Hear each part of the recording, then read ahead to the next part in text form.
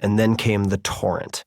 Nearly all of the people I reached out to are busy beyond belief, and I expected I would get short, rushed responses from a few of them at best. What I got back instead were some of the most thoughtful answers I'd ever received, whether on paper, in person, or otherwise. In the end, there were more than 100 respondents. Granted, the so-called easy path took thousands of back and forth emails and Twitter direct messages, hundreds of phone calls, many marathons at a treadmill desk, and more than a few bottles of wine during late night writing sessions, but it worked. Did it always work? No. I didn't get the Dalai Lama this time, and at least half the people on my list didn't respond or decline the invitation, but it worked enough to matter, and that is what matters. In cases where the outreach worked, the questions did all the heavy lifting. 8 of the questions were fine-tuned, rapid-fire questions from my podcast, The Tim Ferriss Show, the first business interview podcast to pass 100 million downloads, now at around 400 to 500 million downloads. These questions have been refined over more than 400 interviews with guests such as actor-musician Jamie Foxx, General Stanley McChrystal, and writer Maria Popova. I knew that these questions worked, that interviewees generally liked them, and that they could help me in my own life. The remaining 3 questions were new additions that I hoped would solve some of my most chronic problems. Before taking them into the wild, I tested, vetted, and wordsmithed them with friends who are world-class performers in their own right. The older I get, the more time I spend, as a percentage of each day, on crafting better questions. In my experience, going from 1x to 10x, from 10x to 100x, and from 100x to, when Lady Luck really smiles, 1000x returns in various areas, has been a product of better questions. John Dewey's dictum that a problem well put is half solved applies. Life punishes the vague wish and rewards the specific ask. After all, conscious thinking is largely asking and answering questions in your own head. If you want confusion and heartache, ask vague questions. If you want uncommon clarity and results, ask uncommonly clear questions. Fortunately, this is a skill you can develop. No book can give you all of the answers, but this book can train you to ask better questions. Milan Kundera, author of The Unbearable Lightness of Being, has said that the stupidity of people comes from having an answer for everything. The wisdom of the novel comes from having a question for everything. Substitute master learner for novel, and you have my philosophy of life. Often, all that stands between you and what you want is a better set of questions. Now I'll list the 11 questions I chose for this book. It's important to listen to the full questions and explanations as I shorten them throughout the rest of the book. Special thanks to Brian Koppelman, Amelia Boone, Chase Jarvis, Naval Ravikant, and others for their hugely helpful feedback. First, let us take a quick pass of the 11 questions. Some of them might seem trite or useless at first glance, but lo, things are not always what they appear. Number 1. What is the book or books you've given most as a gift and why? Or, what are 1 to 3 books that have greatly influenced your life? Number 2. What purchase of $100 or less has most positively impacted your life in the last 6 months or in recent memory? My readers love specifics like brand and model, where you found it, etc. Number 3. How has a failure or apparent failure set you up for later success? Do you have a favorite failure of yours? Number 4. If you could have a gigantic billboard anywhere with anything on it, metaphorically speaking, getting a message out to millions or billions of people, what would it say and why? It could be a few words or a paragraph. If helpful, it can be someone else's quote. Are there any quotes you think of often or live your life by? Number 5. What is one of the best or most worthwhile investments you've ever made? Could be an investment of money, time, energy, etc. Number 6. What is an unusual habit or an absurd thing that you love? Number 7. In the last 5 years, what new belief, behavior, or habit has most improved your life? Number 8.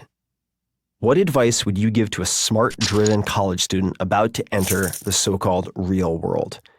What advice should they ignore? Number 9. What are bad recommendations you hear in your profession or area of expertise? Number 10. In the last 5 years, what have you become better at saying no to? distractions, invitations, etc. What new realizations and/or approaches helped? Any other tips? Number 11. When you feel overwhelmed or unfocused, or have lost your focus temporarily, what do you do? If helpful, what questions do you ask yourself? Now let's take a look at each of these questions and I'll explain why they appear to work. You might ask, why should I care? I'm not an interviewer. To that, my response is simple. If you want to build or foster a world-class network, you need to interact in a way that earns it. All of these points will help. For instance, I spent weeks testing the order of questions for optimal responses. To me, proper sequencing is the secret sauce, whether you're trying to learn a new language in 8 to 12 weeks, overcome a lifelong fear of swimming, as I did, or pick the brain of a potential mentor over coffee. Good questions in the wrong order get bad responses. Conversely, you can punch well above your weight class by thinking about sequencing, as most people don't. For example, the billboard question is one of my podcast listener and guest favorites, but it's heavy. It stumps or intimidates a lot of people. I didn't want to scare busy people off who might opt out with a quick, "Sorry, Tim, I just don't have bandwidth for this right now." So, what to do? Easy. Let them warm up with lightweight questions. For example, most gifted books, purchase of under $100, which are less abstract and more concrete. In the following descriptions, my explanations get shorter towards the end of the 11 questions, as many of the points carry over or apply to all of them. Number 1. What is the book or books you've given most as a gift and why? Or what are 1 to 3 books that have greatly influenced your life? What's your favorite book? Seems like a good question. So innocent, so simple. In practice, it's terrible. The people I interview have read hundreds or thousands of books, so it's a labor-intensive question for them, and they rightly worry about picking a favorite, which then gets quoted and put in articles, Wikipedia, etc. Most gifted is lower risk, an easier search query, in other words, easier to recall, and implies benefits for a broader spectrum of people, which the idiosyncratic favorite does not.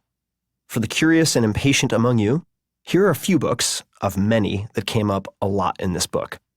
Man's Search for Meaning by Viktor E. Frankl, The Rational Optimist by Matt Ridley, The Better Angels of Our Nature by Steven Pinker, Sapiens by Yuval Noah Harari, Poor Charlie's Almanac by Charlie Munger.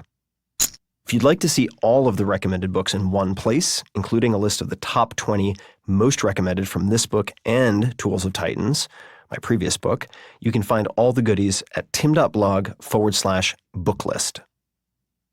Number 2.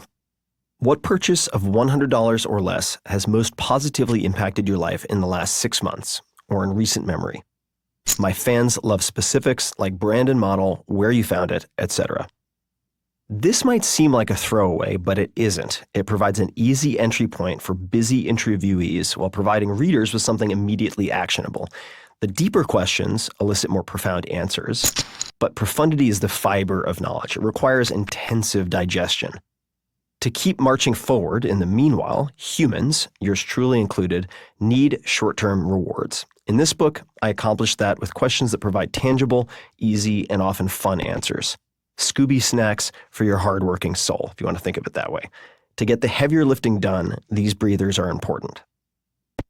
Number 3. How has a failure or apparent failure set you up for later success? Do you have a favorite failure of yours? This one is particularly important to me.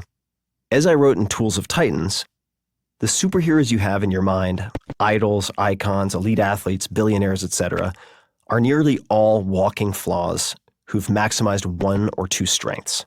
Humans are imperfect creatures. You don't succeed because you have no weaknesses. You succeed because you find your unique strengths and focus on developing habits around them. Everyone is fighting a battle and has fought battles you know nothing about. The heroes in this book are no different. Everyone struggles. Number 4. If you could have one gigantic billboard anywhere with anything on it, metaphorically speaking, getting a message out to millions or billions of people, what would it say and why? It could be a few words or a paragraph.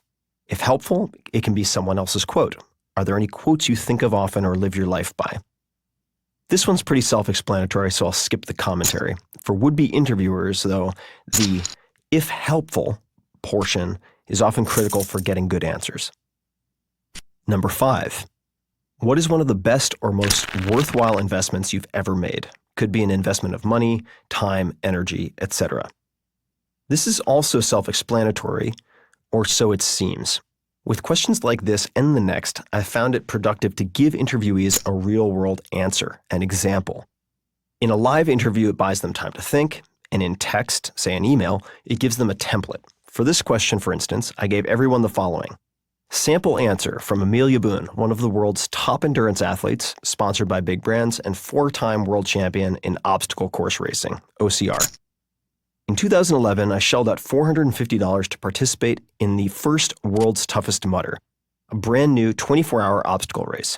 Saddled with law school debt, it was a big expenditure for me, and I had no business thinking I could even complete the race, let alone compete in it.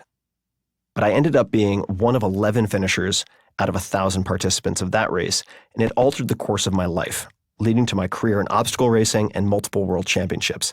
Had I not plunked down the cash for that entry fee, none of that would have happened. Number 6. What is an unusual habit or an absurd thing that you love? I was first asked this when interviewed by my friend Chris Young, scientist, co-author of Modernist Cuisine, and CEO of Chef Steps.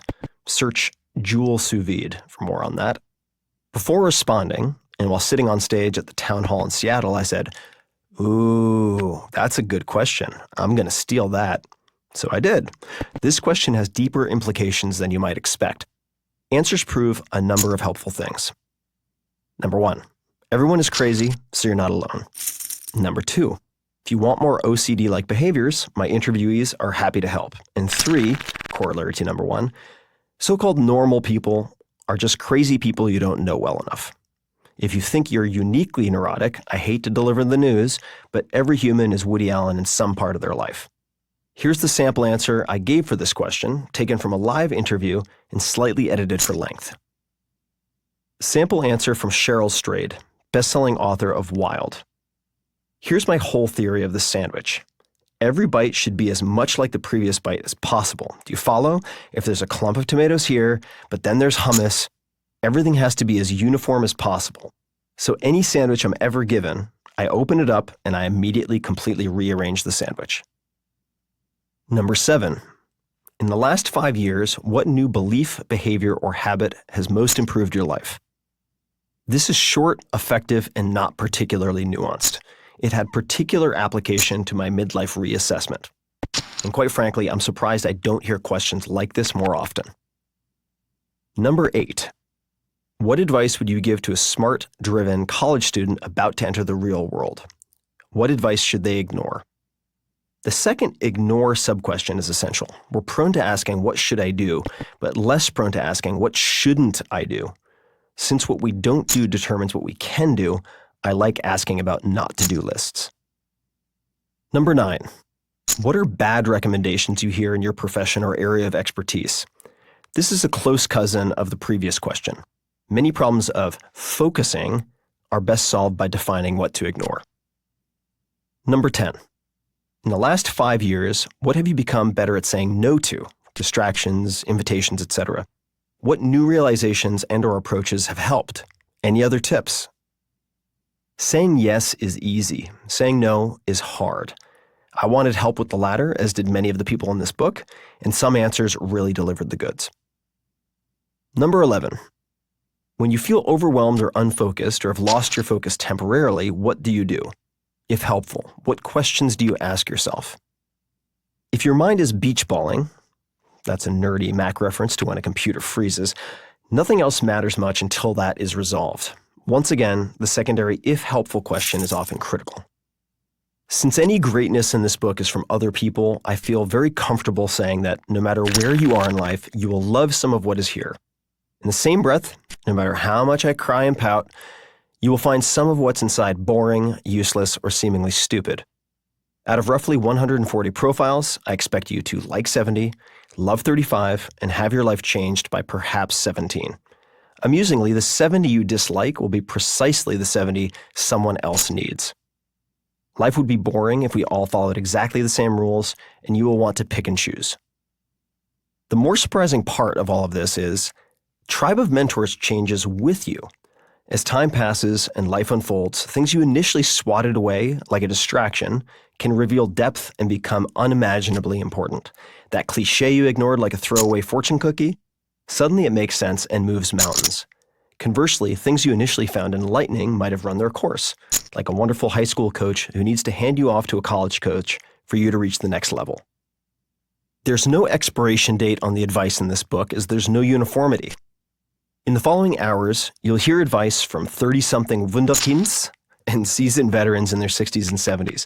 The hope is that each time you listen to this book, not unlike with the I Ching or Tao Te Ching, something new will grab you, shake your perception of reality, illuminate your follies, confirm your intuitions, or correct your course that all-important 1 degree.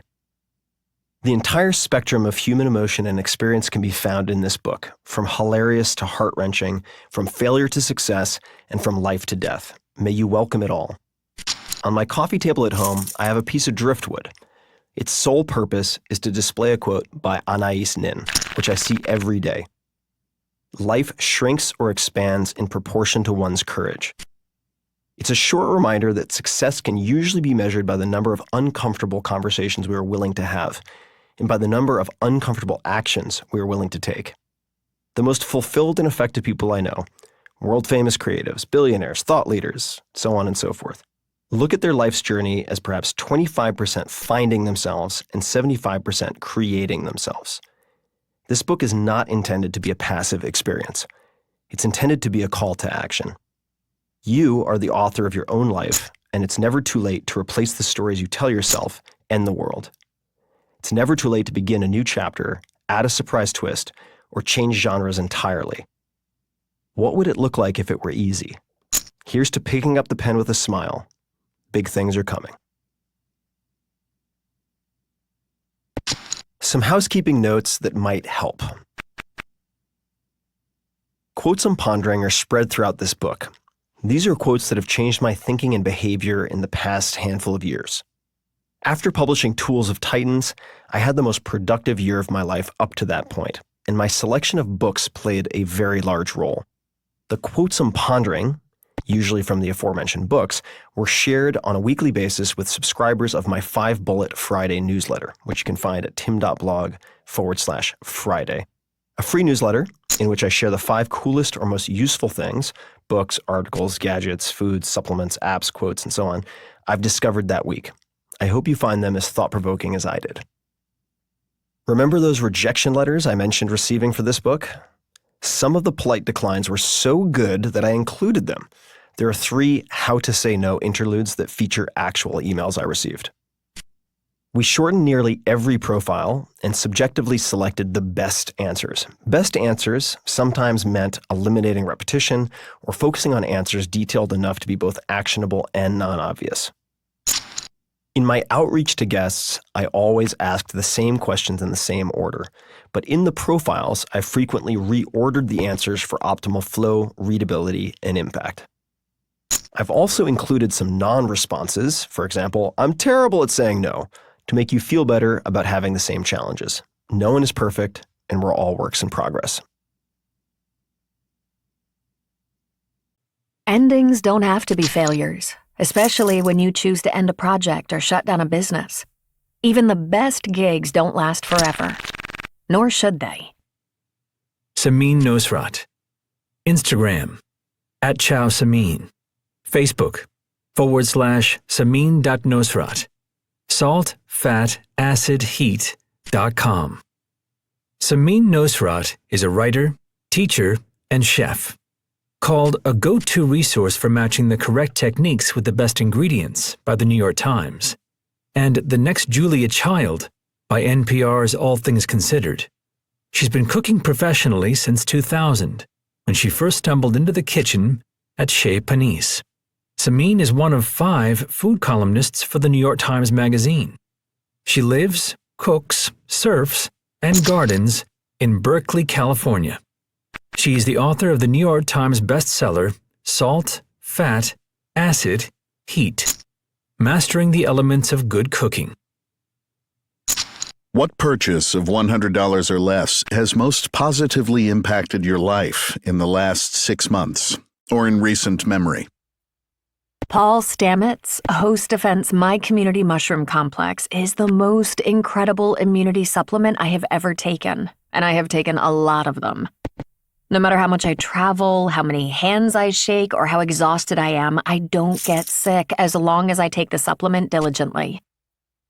How has a failure or apparent failure set you up for later success? Do you have a favorite failure of yours? I have had so many spectacular failures, but looking back, I can see how each of them led me a little closer to doing what I actually wanted to do. Years before I was ready to write a book of my own, I bungled 2 opportunities to co-write cookbooks with other people. These mistakes haunted me, and I was sure I'd never get to write another book. But I waited, and I persisted, and after 17 years, I wrote the book I'd always dreamt of. In 2002, I was a finalist for a Fulbright grant, but didn't receive it and felt like I'd never get to study traditional food-making methods in Italy. Instead, I found my way back to Italy and cooked and worked there for a year and a half. And now, 15 years later, I'm working on a documentary that will take me there to study traditional food-making methods.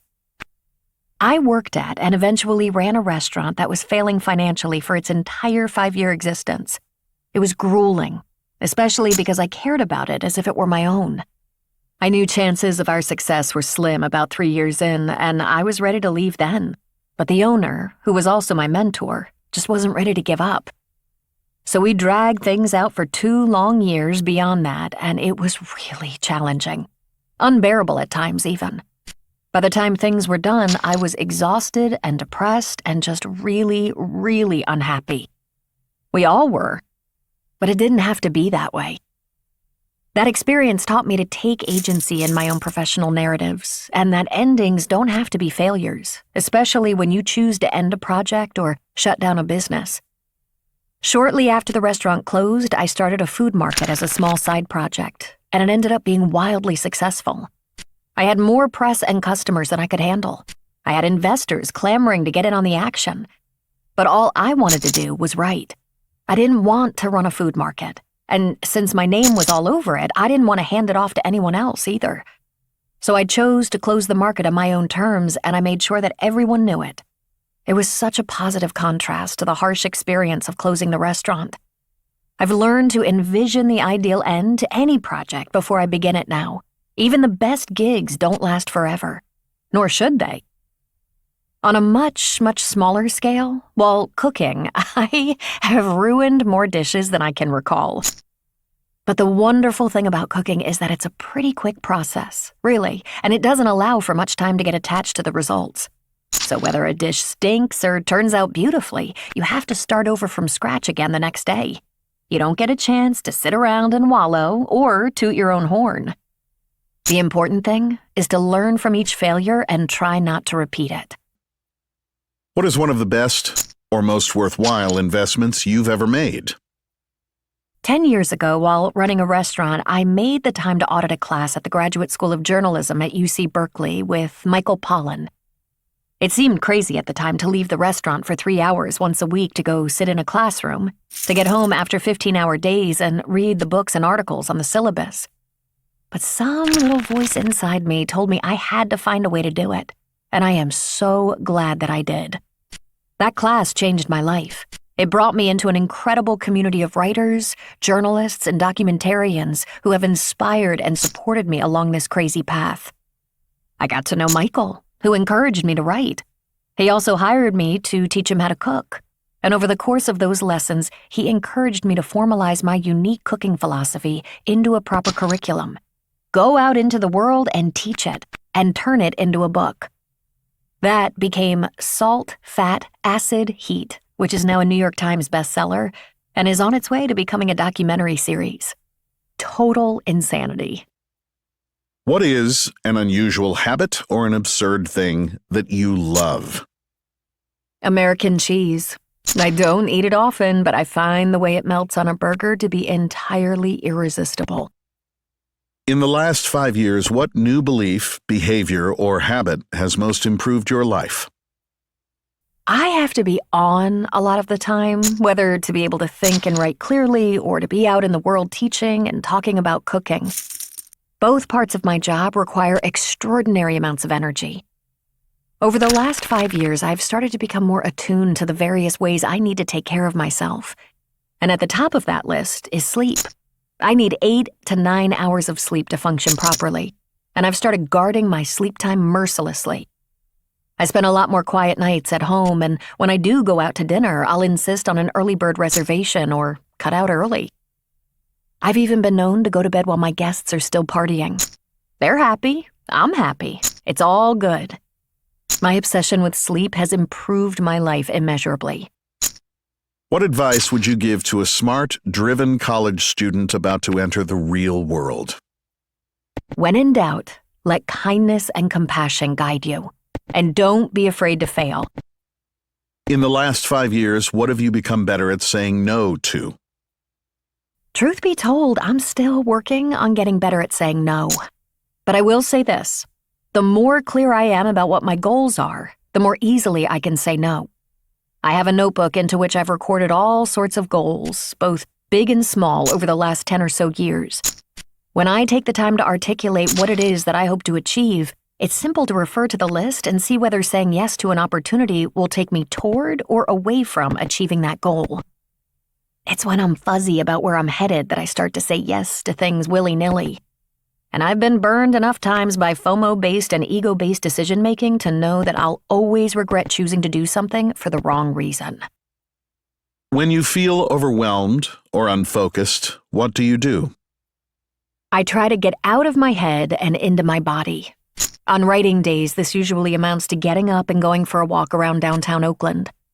Sometimes I throw in the towel completely and go for a swim. Other times, I decide to go to the farmer's market to look at, touch, smell, and taste the produce and let my senses guide me in the decision of what to cook for dinner. When I'm cooking or doing other physical work and I get overwhelmed, it's usually because I'm not taking care of myself. So, I'll take a break. I'll make a snack or a cup of tea, or I'll just drink a glass of water and sit down outside for a few minutes. It's usually enough to get me calm and clear. But the thing that will always get me unstuck is jumping into the ocean. It's been that way ever since I was a kid. I've always loved the ocean, and now, whenever I can, I'll go to the beach to swim or surf or just float. Nothing else resets me like the ocean. The disease of our times is that we live on the surface. We're like the Platte River, a mile wide and an inch deep. Stephen Pressfield, Twitter, @SPressfield, StephenPressfield.com. Stephen Pressfield has made a professional life in 5 different writing arenas: advertising, screenwriting, fiction, narrative nonfiction, and self-help. He is the best-selling author of The Legend of Bagger Vance, Gates of Fire, The Afghan Campaign, and The Lion's Gate, as well as the cult classics on creativity, The War of Art, Turning Pro, and Do the Work. His Wednesday column on StephenPressfield.com is one of the most popular series about writing on the web. What is an unusual habit or an absurd thing that you love? This'll sound crazy, but I have certain places that I go to, usually alone, that summon up for me earlier eras in my life. Time is a weird thing. Sometimes you can appreciate a moment that's gone more in the present than you did when it was actually happening. The places that I go to are different all the time, and they are usually mundane, ridiculously mundane. A gas station, a bench on a street. Sometimes I'll fly across the country just to go to one of these spots.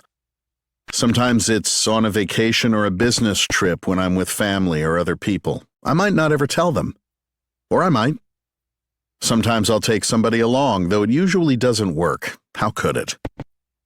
What advice would you give to a smart, driven college student about to enter the real world? What advice should they ignore? I'm probably hopelessly out of date, but my advice is get real-world experience. Be a cowboy, drive a truck, join the Marine Corps. Get out of the hyper-competitive life hack frame of mind. I'm 74. Believe me, you've got all the time in the world. You've got 10 lifetimes ahead of you. Don't worry about your friends beating you or getting somewhere ahead of you. Get out into the real dirt world and start failing. Why do I say that? Because the goal is to connect with your own self, your own soul. Adversity. Everybody spends their life trying to avoid it. Me too. But the best things that ever happened to me came during the times when the shit hit the fan and I had nothing and nobody to help me. Who are you really? What do you really want? Get out there and fail and find out. What is the book or books you've given most as a gift, and why? Or what are 1 to 3 books that have greatly influenced your life? The single book that has influenced me most is probably the last book in the world that anybody is going to want to read. Thucydides' History of the Peloponnesian War. This book is dense, difficult, long, full of blood and guts. It wasn't written, as Thucydides himself attests at the start, to be easy or fun, but it is loaded with hardcore, timeless truths, and the story it tells ought to be required reading for every citizen in a democracy. Thucydides was an Athenian general who was beaten and disgraced in a battle early in the 27-year conflagration that came to be called the Peloponnesian War.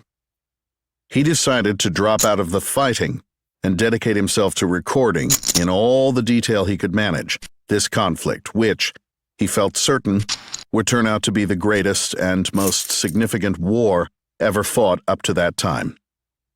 He did just that. Have you heard of Pericles' funeral oration? Thucydides was there for it. He transcribed it. He was there for the debates in the Athenian assembly over the treatment of the island of Melos, the famous Melian dialogue. If he wasn't there for the defeat of the Athenian fleet at Syracuse or the betrayal of Athens by Alcibiades, he knew people who were there, and he went to extremes to record what they told him. Thucydides, like all the Greeks of his era, was unencumbered by Christian theology or Marxist dogma or Freudian psychology or any of the other isms that attempt to convince us that man is basically good or perhaps perfectible. He saw things as they were, in my opinion. It's a dark vision, but tremendously bracing and empowering because it's true. On the island of Corcyra, a great naval power in its day, one faction of citizens trapped their neighbors and fellow Corcyrians in a temple. They slaughtered the prisoners' children outside before their eyes, and when the captives gave themselves up, based on pledges of clemency and oaths sworn before the gods, the captors massacred them as well. This was not a war of nation versus nation. This was brother against brother in the most civilized cities on earth. To read Thucydides is to see our own world in microcosm. It's the study of how democracies destroy themselves by breaking down into warring factions, the few versus the many. Hoi polloi in Greek means the many. Oligoi means the few. I can't recommend Thucydides for fun, but if you want to expose yourself to a towering intellect, writing on the deepest stuff imaginable, give it a try.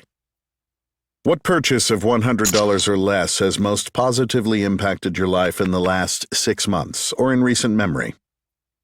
This cost a lot more than $100, but I bought an electric car, a Kia Soul, and got some solar panels for my roof.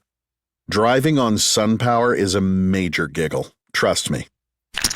How has a failure, or apparent failure, set you up for later success? Do you have a favorite failure of yours? I just wrote a book called The Knowledge about my favorite failure, and guess what? I've been trying to get published for about 15 years at that point. I decided to give up and move to Hollywood to see if I could find work writing for the movies. Don't ask me what movies I wrote. I will never tell. And if you find out by other means, be warned. Don't see 'em. But working in the industry made me a pro and paved the way for whatever successes finally did come. If you could have a gigantic billboard anywhere with anything on it, what would it say and why? I would not have a billboard, and I would take down every billboard that everybody else has put up. What is one of the best or most worthwhile investments you've ever made? I've never invested in the stock market or taken a risk on anything outside myself. I decided a long time ago that I would only bet on myself. I will risk 2 years on a book that'll probably fall flat on its face. I don't mind. I tried. It didn't work. I believe in investing in your heart. That's all I do, really. I'm a servant of the muse. All my money is on her.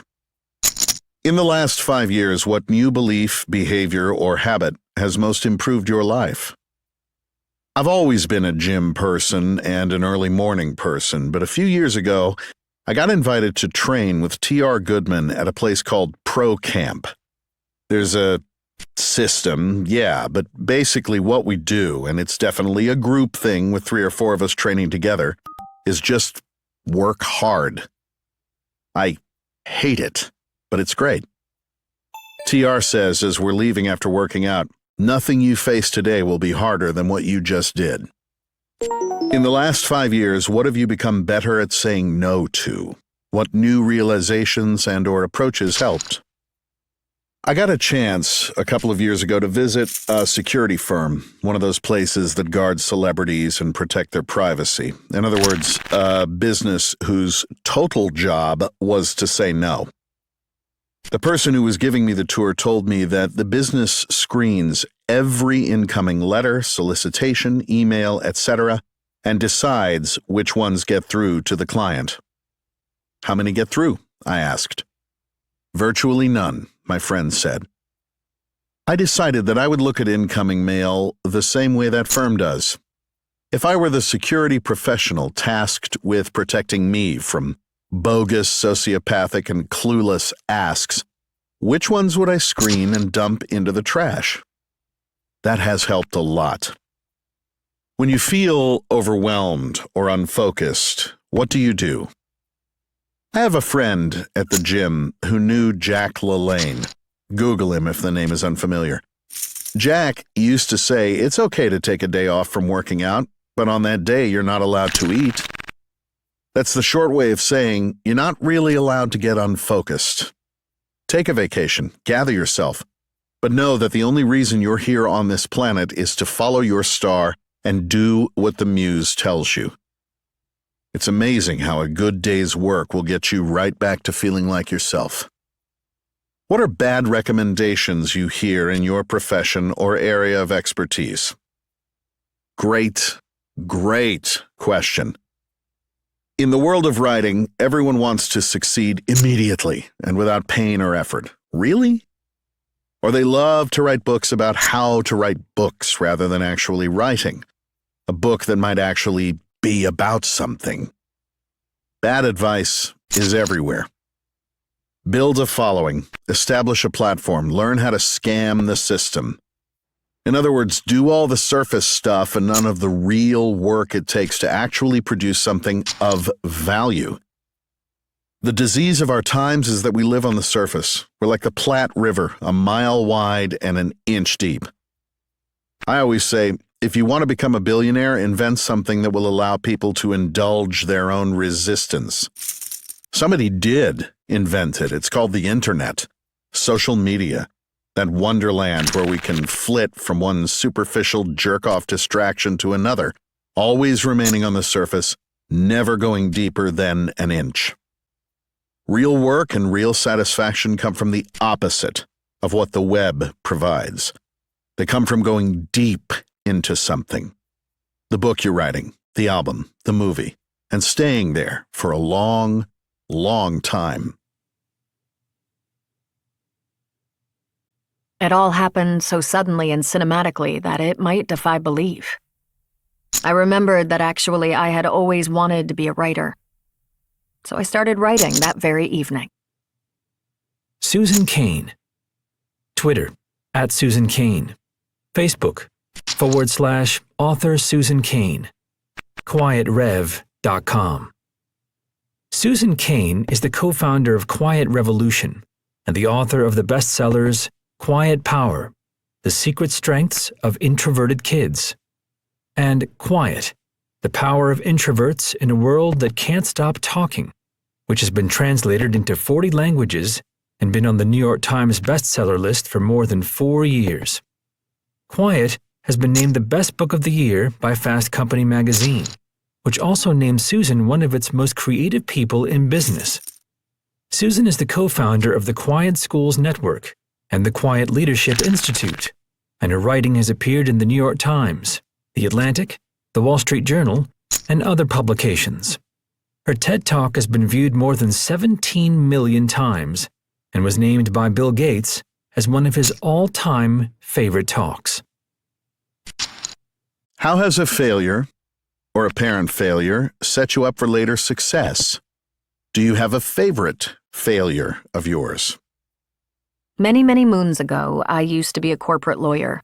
I was an ambivalent corporate lawyer at best, and anyone could have told you that I was in the wrong profession, but still, I dedicated tons of time, 3 years of law school, 1 year of clerking for a federal judge, and 6.5 years at a Wall Street firm, to be exact, and had lots of deep and treasured relationships with fellow attorneys. But the day came when I was well along on partnership track that the senior partner in my firm came to my office and told me that I wouldn't be put up for partner on schedule.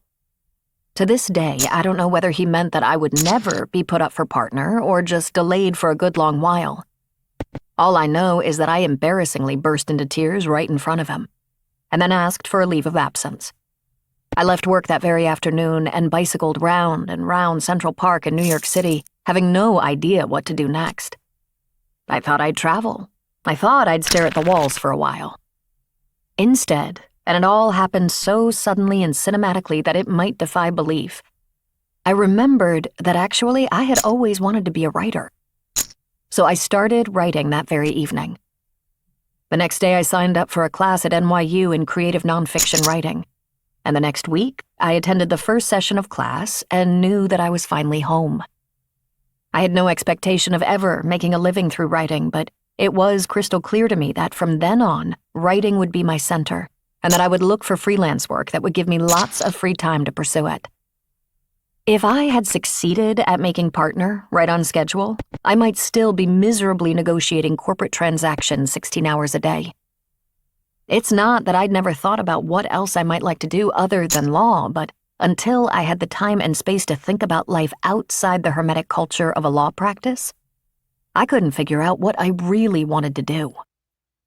What is one of the best or most worthwhile investments you've ever made? 7 years of time to write Quiet. I didn't care how long it took, and though I wanted the book to succeed, I felt good about the investment of time regardless of the outcome, because I felt so certain that writing in general, and writing that book in particular, was the right thing to do.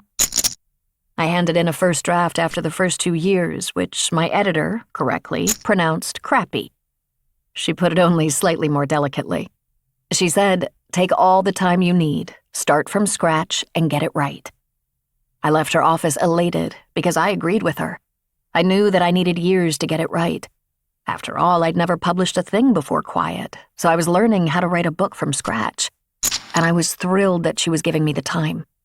Most publishing houses rush books to market long before they're fully baked. If she'd done that, there would be no Quiet revolution. What is an unusual habit or an absurd thing that you love? I love sad minor key music. I find it elevating and transcendent, and not really sad at all. I think that's because this kind of music is really about the fragility and therefore the preciousness of life and love. Leonard Cohen is my patron saint. Try Dance Me to the End of Love or Famous Blue Raincoat, or pretty much anything else he's ever written, including, of course, Hallelujah, his best-known song, but really only the tip of the Leonard iceberg. Also, Hinak Yafa, You Are Beautiful, by Idan Rachel. It's a gorgeous song of longing for the beloved, but really, it's about longing in general. My favorite word in any language is saudade, the Portuguese word that's at the heart of Brazilian and Portuguese culture and music. It means, roughly, a sweet longing for a beloved thing or person that will likely never return.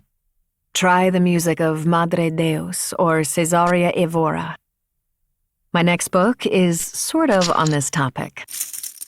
What advice would you give to a smart, driven college student about to enter the real world?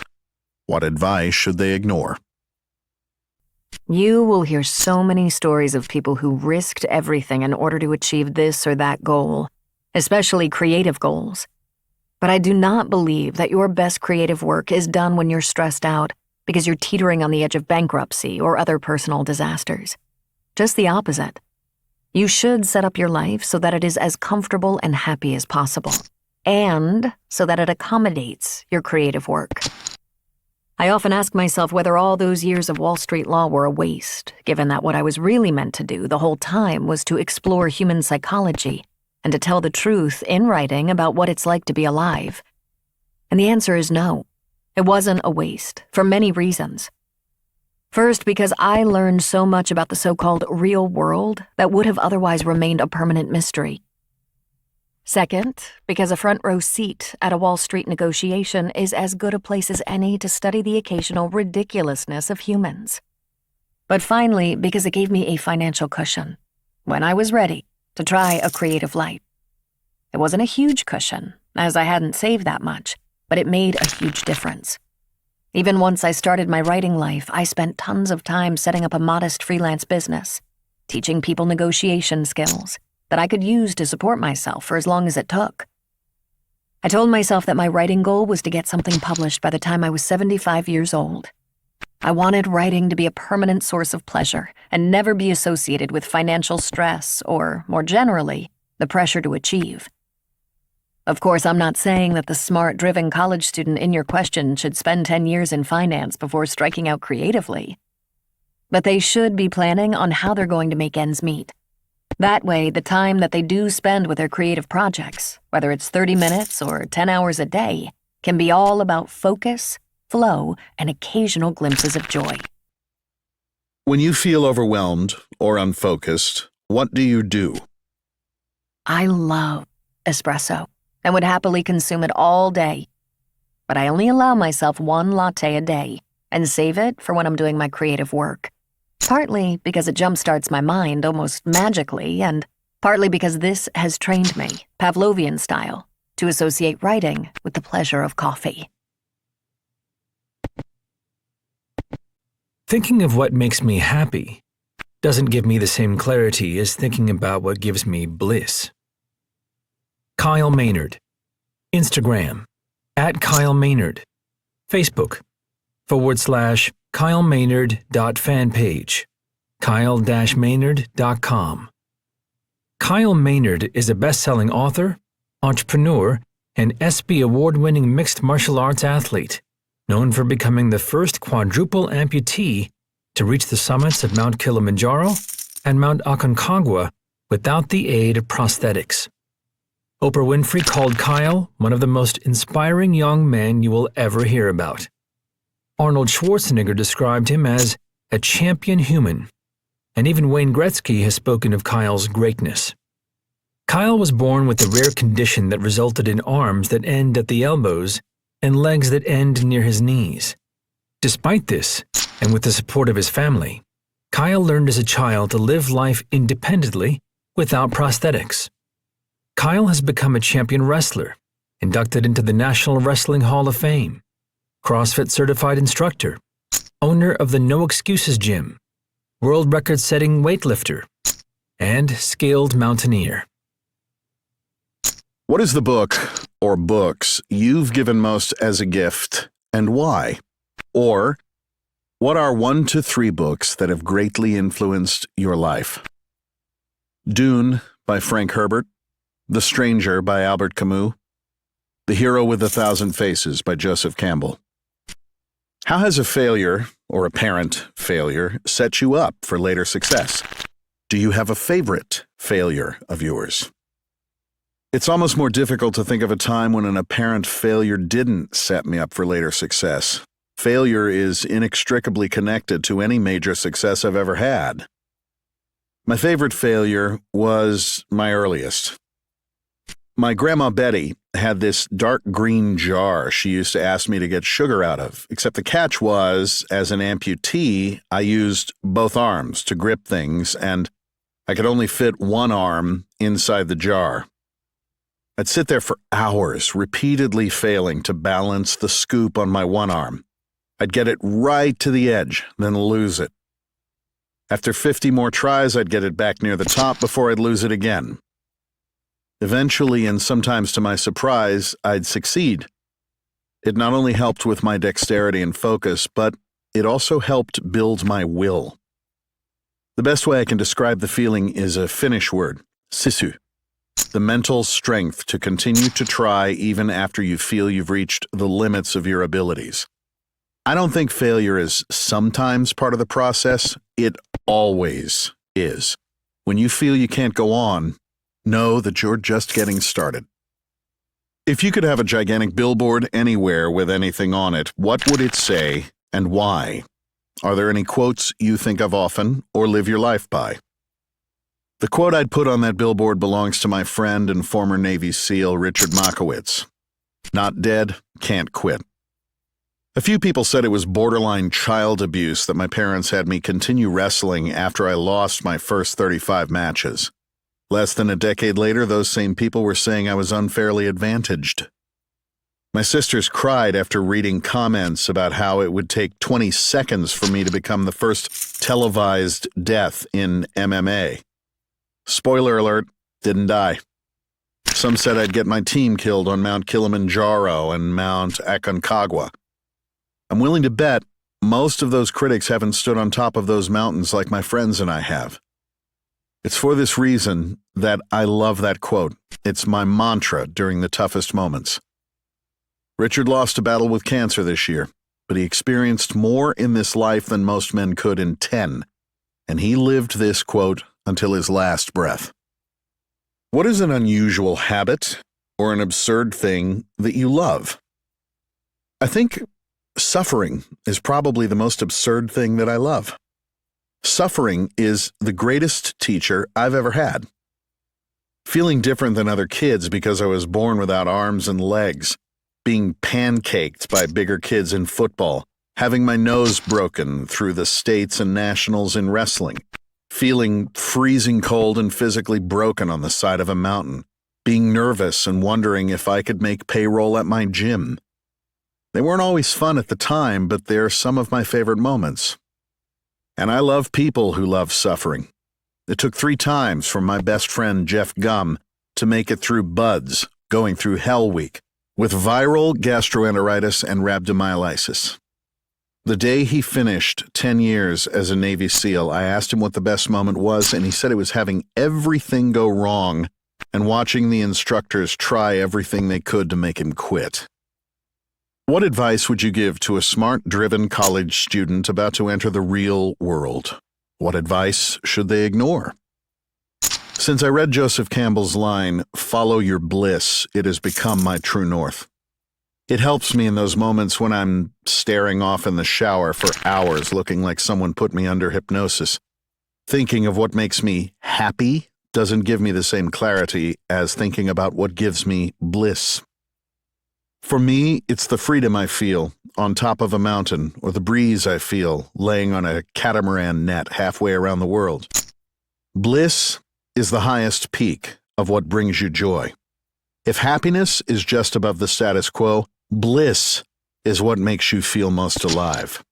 Expect it will take courage to follow your bliss, and expect it will suck at times. Expect you're going to have to take risks for it. Expect others won't necessarily understand. And also expect that what gives you bliss today may not be what does tomorrow. Just follow it all over again. What are bad recommendations you hear in your profession or area of expertise? The worst advice I've ever been given was to not increase the fee I charged to give a keynote speech. I was told I would price myself out of the market. I didn't have enough recent media coverage to compete against well-known speakers, blah, blah, blah. I decided to raise my price anyway. Incrementally at first, then I doubled it. Now I have twice as many inquiries and people even negotiate with me less. I wish I'd done it earlier. It's given me much more freedom. As I write this, I'm spending a week on a yacht in Croatia and the rest of the summer traveling through Europe. Time is the only thing we can't get back. Hopefully, by the time you read this, I will be on my way to doubling it again. In the last 5 years, what have you become better at saying no to? My biggest shift came after listening to a successful CEO talk about his philosophy for hiring people. When his company grew and he ran out of time to interview people himself, he had his employees rate new candidates on a 1 to 10 scale. The only stipulation was they couldn't choose 7. It immediately dawned on me how many invitations I was receiving that I would rate as a 7. Speeches, weddings, coffees, even dates. If I thought something was a 7, there was a good chance I felt obligated to do it. But if I have to decide between a 6 or an 8, it's a lot easier to quickly determine whether or not I should even consider it. Quotes I'm pondering. Tim Ferriss, September 18th through October 2nd, 2015. People think focus means saying yes to the thing you've got to focus on. But that's not what it means at all. It means saying no to the 100 other good ideas there are. You have to pick carefully. I'm actually as proud of the things we haven't done as the things I have done. Innovation is saying no to 1,000 things. Steve Jobs, co-founder and former CEO of Apple. What you seek is seeking you. Rumi, 13th century Persian poet and Sufi master. Anyone who lives within their means suffers from a lack of imagination. Oscar Wilde, Irish writer, author of The Picture of Dorian Gray. In order to have, you must do. And in order to do, you must be. Terry Crews. Twitter, Instagram, @TerryCrews. Facebook, /Real Terry Crews. TerryCrews.com. Terry Crews is an actor and former NFL player. Los Angeles Rams, San Diego Chargers, Washington Redskins, and Philadelphia Eagles. His wide-ranging credits include the original viral Old Spice commercials, television series such as The Newsroom, Arrested Development, and Everybody Hates Chris, and films including White Chicks, The Expendables franchise, Bridesmaids, and The Longest Yard. He now stars on the Golden Globe Award-winning Fox sitcom Brooklyn Nine-Nine. In 2014, Terry released his autobiography, Manhood: How to Be a Better Man, or Just Live with One. What is the book or books you've given most as a gift, and why? Or what are 1 to 3 books that have greatly influenced your life? The Master Key System by Charles F. Hannell. I have read hundreds of personal development books, but this is the one that clearly showed me how to visualize, contemplate, and focus on what it was I truly wanted.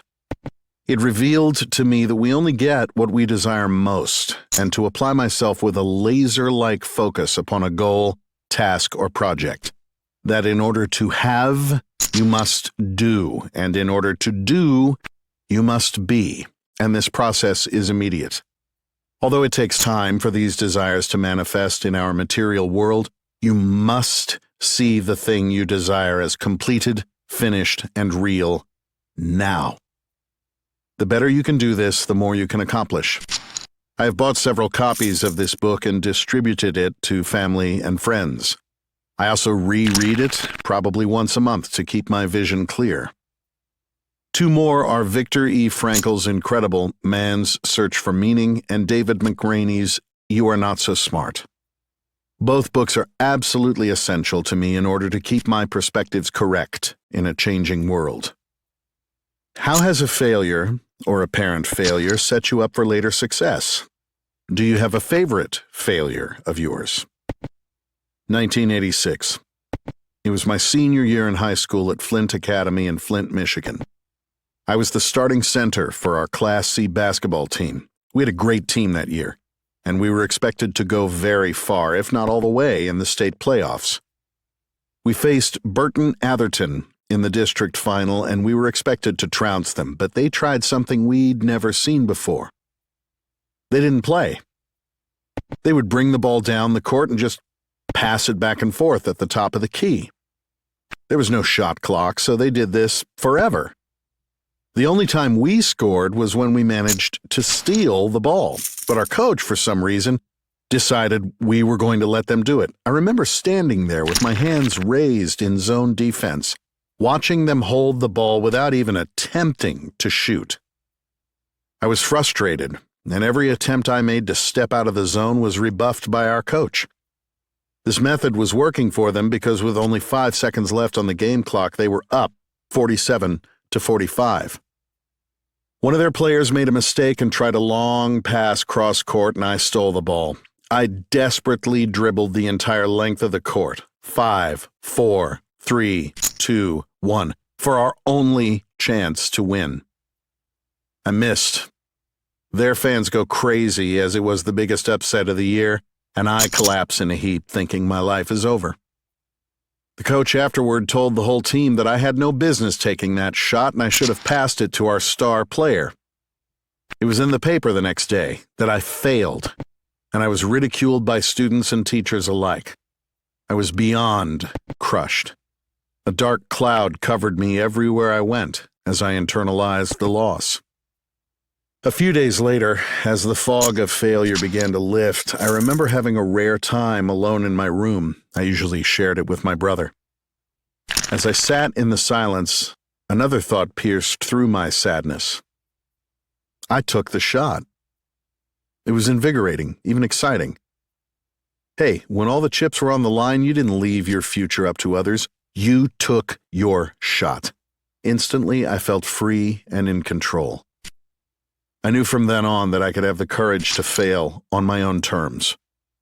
From that moment, I decided that if I was going to succeed or fail, it was going to be up to me. I was changed forever. If you could have a gigantic billboard anywhere with anything on it, what would it say and why? God will not have his work made manifest by cowards. Ralph Waldo Emerson. I love this quote, because it is all about defeating fear. Every great and extraordinary accomplishment in this world was done through courage. Hell, you don't even get to be born unless your mother has the courage to have you. I repeat this phrase when I'm anxious or nervous about something. I ask myself, what's the worst that can happen? Usually the answer is, you can die. Then I answer back, I'd rather die doing something I feel is great and amazing rather than be safe and comfortable living a life I hate. I talk to myself a lot, and this quote helps me sort out my fears and deal with them. The more you run from your fears, the bigger they get, but the more you go into them, the more they tend to vanish like a mirage. What advice would you give to a smart, driven college student about to enter the real world?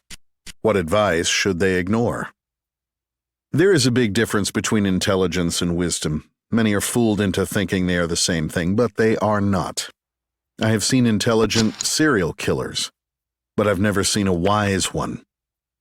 Intelligent human beings have been given this trumped-up position in society where just because they are intelligent, they are to be listened to, and I have found this is extremely dangerous.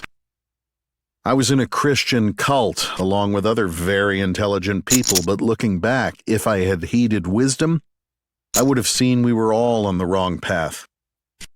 Intelligence is like following a GPS route right into a body of water until you drown. Wisdom looks at the route, but when it takes a turn into the ocean, decides not to follow it, then finds a new, better way. Wisdom reigns supreme. Ignore any advice that tells you you are going to miss something. Every mistake I have ever made in business, marriage, and personal conduct was because I thought if I didn't do or get this now, you have all you need. What are bad recommendations you hear in your profession or area of expertise? Work hard to beat the competition.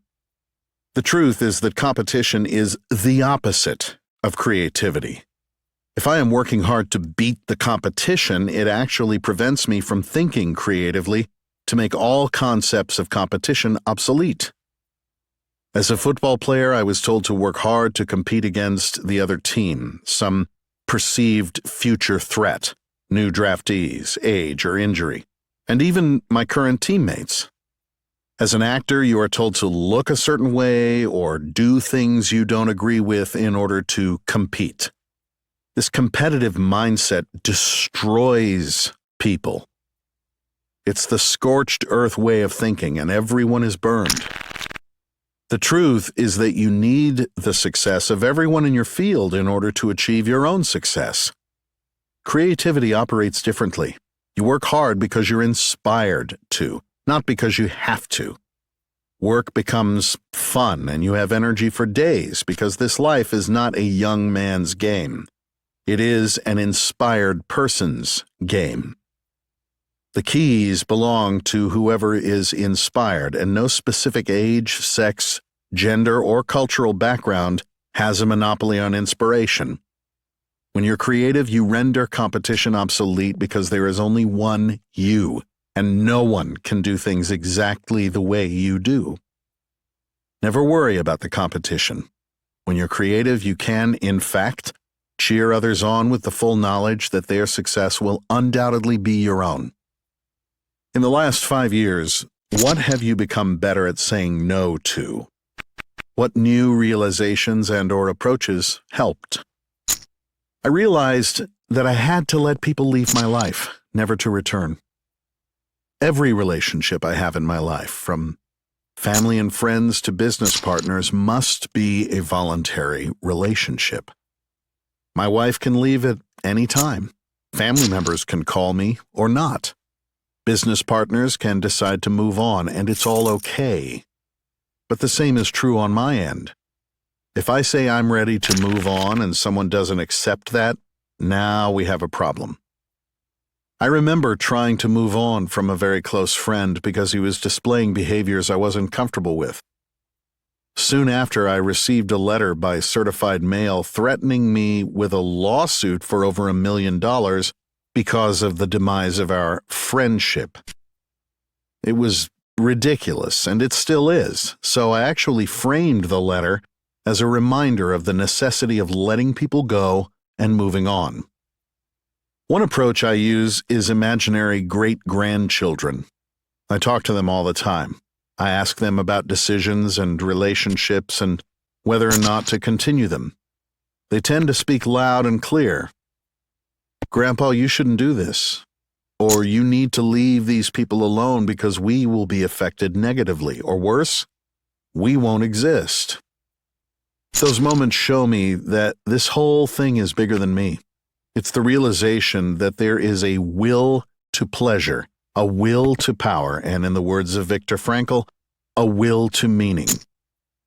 You won't take a bullet for pleasure or power, but you will for meaning. So you sometimes have to do what I call a crowd thinner. One wrong person in your circle can destroy your whole future. It's that important. Busy is a decision. Debbie Millman. Twitter, Instagram, @DebbieMillman. DebbieMillman.com. Debbie Millman has been called one of the most influential designers working today by Graphic Design USA. She is the founder and host of Design Matters, the world's first and longest-running podcast about design, where she's interviewed nearly 300 design luminaries and cultural commentators, including Massimo Vignelli and Milton Glaser. Her artwork has been exhibited around the world. She's designed everything from wrapping paper to beach towels, greeting cards to playing cards, notebooks to t-shirts, and Star Wars merchandise to global Burger King rebrands. Debbie is the president emeritus of AIGA, one of only 5 women to hold the position in the organization's 100-year history, the editorial and creative director of Print Magazine, and the author of 6 books.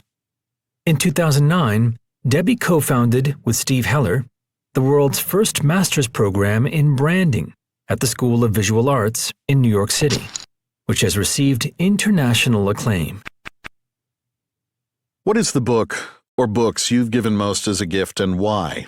Or what are 1 to 3 books that have greatly influenced your life? A book that has influenced my life and one that I keep going back to over and over is the anthology The Voice That Is Great Within Us, American Poetry of the 20th Century.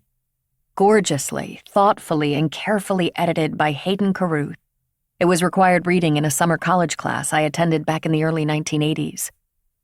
This funny-looking book introduced me to the most treasured, deeply felt poem, Maximus to Himself by Charles Olson, which has since become the blueprint of my life, as well as the poetry of Denise Levertov, Adrienne Rich, Ezra Pound, Wallace Stevens, and so many more. I still have my original copy, and though the cover has come off and the spine is cracked in numerous places, I will never replace it. What purchase of $100 or less has most positively impacted your life in the last 6 months, or in recent memory? The purchase that has influenced me over the last 6 months is the Apple Pencil. I do so much of my artwork by hand, and now there is a device that draws and feels like a real pencil that I can use electronically. It has changed the way I work. How has a failure or apparent failure set you up for later success? Do you have a favorite failure of yours? In early 2003, a good friend sent me an email with a subject line that read, "Begin drinking heavily before opening." The email contained a link leading to a blog titled Speak Up, the first ever online forum about graphic design and branding in the world. Suddenly, sprawled before my eyes, I found myself reading an article that disparaged my entire career. This incident, in tandem with a number of historical rejections and setbacks, sent me into a deep depression, and I seriously considered leaving the design profession altogether. However, in the 14 years since this occurred, this takedown of everything I'd done to date and everything I thought was a complete and total failure for a long time, transformed into the foundation of everything I've done since. Everything I am doing now contains seeds of origin from that time. Turns out the worst professional experience I faced became the most important defining experience of my life. If you could have a gigantic billboard anywhere with anything on it, what would it say and why? My billboard would say this: busy is a decision. Here's why. Of the many, many excuses people use to rationalize why they can't do something, the excuse, "I am too busy," is not only the most inauthentic, it is also the laziest. I don't believe in too busy. Like I said, busy is a decision. We do the things we want to do, period. If we say we are too busy, it is shorthand for not important enough. It means you would rather be doing something else that you consider more important. That thing could be sleep, it could be sex, or it could be watching Game of Thrones. If we use busy as an excuse for not doing something, what we are really, really saying is that it's not a priority. Simply put, you don't find the time to do something. You make the time to do things. We are now living in a society that sees busy as a badge. It has become cultural cachet to use the excuse, "I am too busy," as a reason for not doing anything we don't feel like doing. The problem is this: if you let yourself off the hook for not doing something for any reason, you won't ever do it. If you want to do something, you can't let being busy stand in the way, even if you are busy. Make the time to do the things you want to do, and then do them. What is one of the best or most worthwhile investments you've ever made? The best investment I've ever made was in psychotherapy. When I first started, I was in my early 30s, and the bills practically killed me. But I knew I needed to deeply understand all the destructive things I was doing in order to try to live a remarkable life, and I wanted this more than anything. Over the years, I still sometimes smart at the monthly invoices, but I've never doubted that this investment has profoundly shaped who I have become. Although I still think I have work to do, it changed and then saved my life in every imaginable way. I'm in psychoanalytic psychotherapy, put another way, psychoanalysis with an emphasis on self-psychology. For me, talk therapy is the only thing that I've really ever felt drawn to. Things like EMDR and behavior modification seem too voodoo for me. Some things that I think are important to consider, strictly from my perspective. Once-a-week therapy does not work well. Twice or more gives you continuity and an opportunity to germinate in a way that once a week doesn't. Also, once a week almost feels like catch-up. Therapy takes time. It takes dedication, stamina, resilience, persistence, and courage. It's not a quick fix, but it saved my life. Tell your therapist everything. If you edit who you are or pretend to be something you are not, or project who or how you want to be seen, it will take that much longer. Just be yourself. If you are afraid your therapist will judge you, tell them. All of these things are important to talk about. There is no shame in feeling shame. Almost everyone does, and therapy will help you understand it. There is nothing like understanding your motivations and insecurities to help you integrate those feelings into your psyche in the most healthy and authentic way. I would not recommend going to a therapist that one of your friends also goes to. Most good therapists abide by this rule now. Things get very blurry and boundaries get weird. Yes, it will be expensive, but what is more valuable than better understanding who you are, breaking intrinsic bad habits, getting over much of your shit, or at least understanding why you do it in the first place, and generally living a happier, more contented, more peaceful life? My advice to anyone looking for a therapist is to make sure they are trained, PhD or MD, plus postdoctoral training. What is an unusual habit or an absurd thing that you love? I have been told that because I like to make up silly songs and then sing them in all sorts of absurd situations and occurrences, I am trying to turn my life into a Hollywood musical. I probably wouldn't disagree. In the last 5 years, what new belief, behavior, or habit has most improved your life? After a Design Matters interview with the great writer Dani Shapiro, we started to talk about the role of confidence in success. She went on to state that she felt that confidence was highly overrated. I was instantly intrigued. She explained that she felt that most overly confident people were really annoying, and the most confident people were usually arrogant. She felt that over-exuding that amount of confidence was a sure sign that a person was compensating for some type of internal psychological deficit. Instead, Dani declared that courage was more important than confidence. When you are operating out of courage, you are saying that no matter how you feel about yourself or your opportunities or the outcome, you are going to take a risk and take a step toward what you want. You are not waiting for the confidence to mysteriously arrive. I now believe that confidence is achieved through repeated success at any endeavor. The more you practice doing something, the better you will get at it, and your confidence will grow over time. What advice would you give to a smart, driven college student about to enter the real world? What advice should they ignore? Since I teach, I have a lot of opinions on what advice to give college students. I think one of the most important is about job hunting. Like everything else meaningful in life, it takes training to get good at job hunting. You don't just find and get a great job. You find and win a great job against a pool of very competitive candidates who may want that job as much, if not more, than you do. Finding and winning a great job is a competitive sport that requires as much career athleticism and perseverance as making it to the Olympics. You must be in the finest career shape possible in order to win. There is very little luck involved. Winning your great job is about hard work, stamina, grit, ingenuity, and timing. What might look like luck to you is simply hard work paying off. These are questions I tell my students to ask themselves as they set out on their path in the real world. Am I spending enough time on looking for, finding, and working toward winning a great job? Am I constantly refining and improving my skills? What can I continue to get better and more competitive at? Do I believe that I am working harder than everyone else? If not, what else can I be doing? What are the people who are competing with me doing that I am not doing? Am I doing everything I can every single day to stay in career shape? If not, what else should I be doing? One piece of advice I think they should ignore is the value of being a people person. No one cares if you are a people person. Have a point of view and share it meaningfully, thoughtfully, and with conviction. What are bad recommendations you hear in your profession or area of expertise? I do not believe in work-life balance. I believe that if you view your work as a calling, it is a labor of love rather than laborious.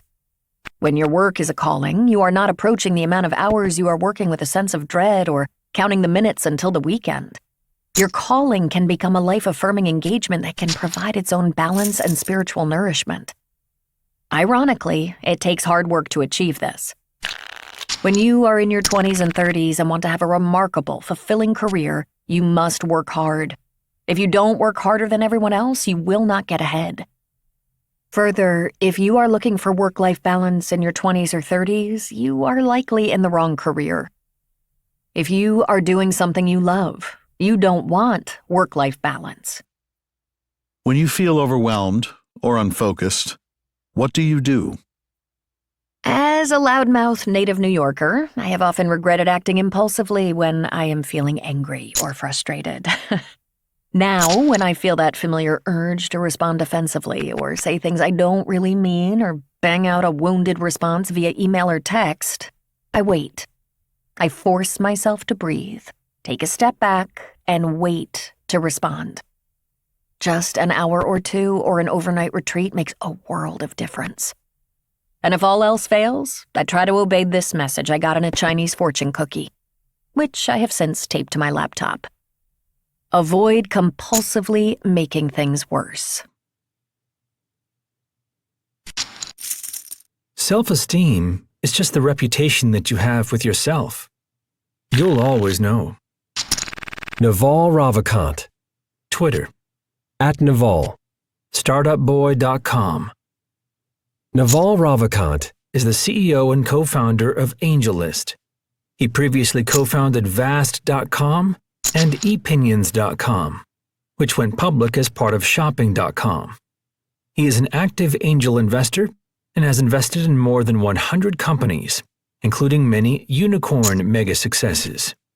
His deals include Twitter, Uber, Yammer, Postmates, Wish, Thumbtack, and OpenDNS. In recent years, he is the person I call most for startup-related advice. What is the book or books you've given most as a gift and why? Or what are 1 to 3 books that have greatly influenced your life? Total Freedom by Jiddu Krishnamurti, A Rationalist's Guide to the Perils of the Human Mind, the spiritual book that I keep returning to. Sapiens by Yuval Noah Harari, a history of the human species with observations, frameworks, and mental models that will have you looking at history and your fellow humans differently. Everything by Matt Ridley. Matt is a scientist, optimist, and forward thinker. Genome, The Red Queen, The Origins of Virtue, The Rational Optimist, they're all great. How has a failure, or apparent failure, set you up for later success? Do you have a favorite failure of yours? Suffering is a moment of clarity when you can no longer deny the truth of a situation and are forced into uncomfortable change. I'm lucky that I didn't get everything I wanted in my life, or I'd be happy with my first good job, my college sweetheart, my college town. Being poor when young led to making money when old. Losing faith in my bosses and elders made me independent and an adult. Almost getting into the wrong marriage helped me recognize and enter the right one. Falling sick made me focus on my health. It goes on and on. Inside suffering is the seed of change. If you could have a gigantic billboard anywhere with anything on it, what would it say and why? Desire is a contract that you make with yourself to be unhappy until you get what you want. Desire is a driver, a motivator. In fact, a sincere and uncompromising desire placed above everything else is nearly always fulfilled. But every judgment, every preference, every setback spawns its own desire, and soon we drown in them, each one a problem to be solved, and we suffer until it's fulfilled. Happiness, or at least peace, is the sense that nothing is missing in this moment, no desires running amok. It's okay to have a desire, but pick a big one and pick it carefully. Drop the small ones. What is one of the best or most worthwhile investments you've ever made? Every book I read that wasn't assigned to me or that I didn't read with a purpose in mind. The genuine love for reading itself, when cultivated, is a superpower. We live in the age of Alexandria, when every book and every piece of knowledge ever written down is a fingertip away. The means of learning are abundant. It's the desire to learn that's scarce. Cultivate that desire by reading what you want, not what you're supposed to.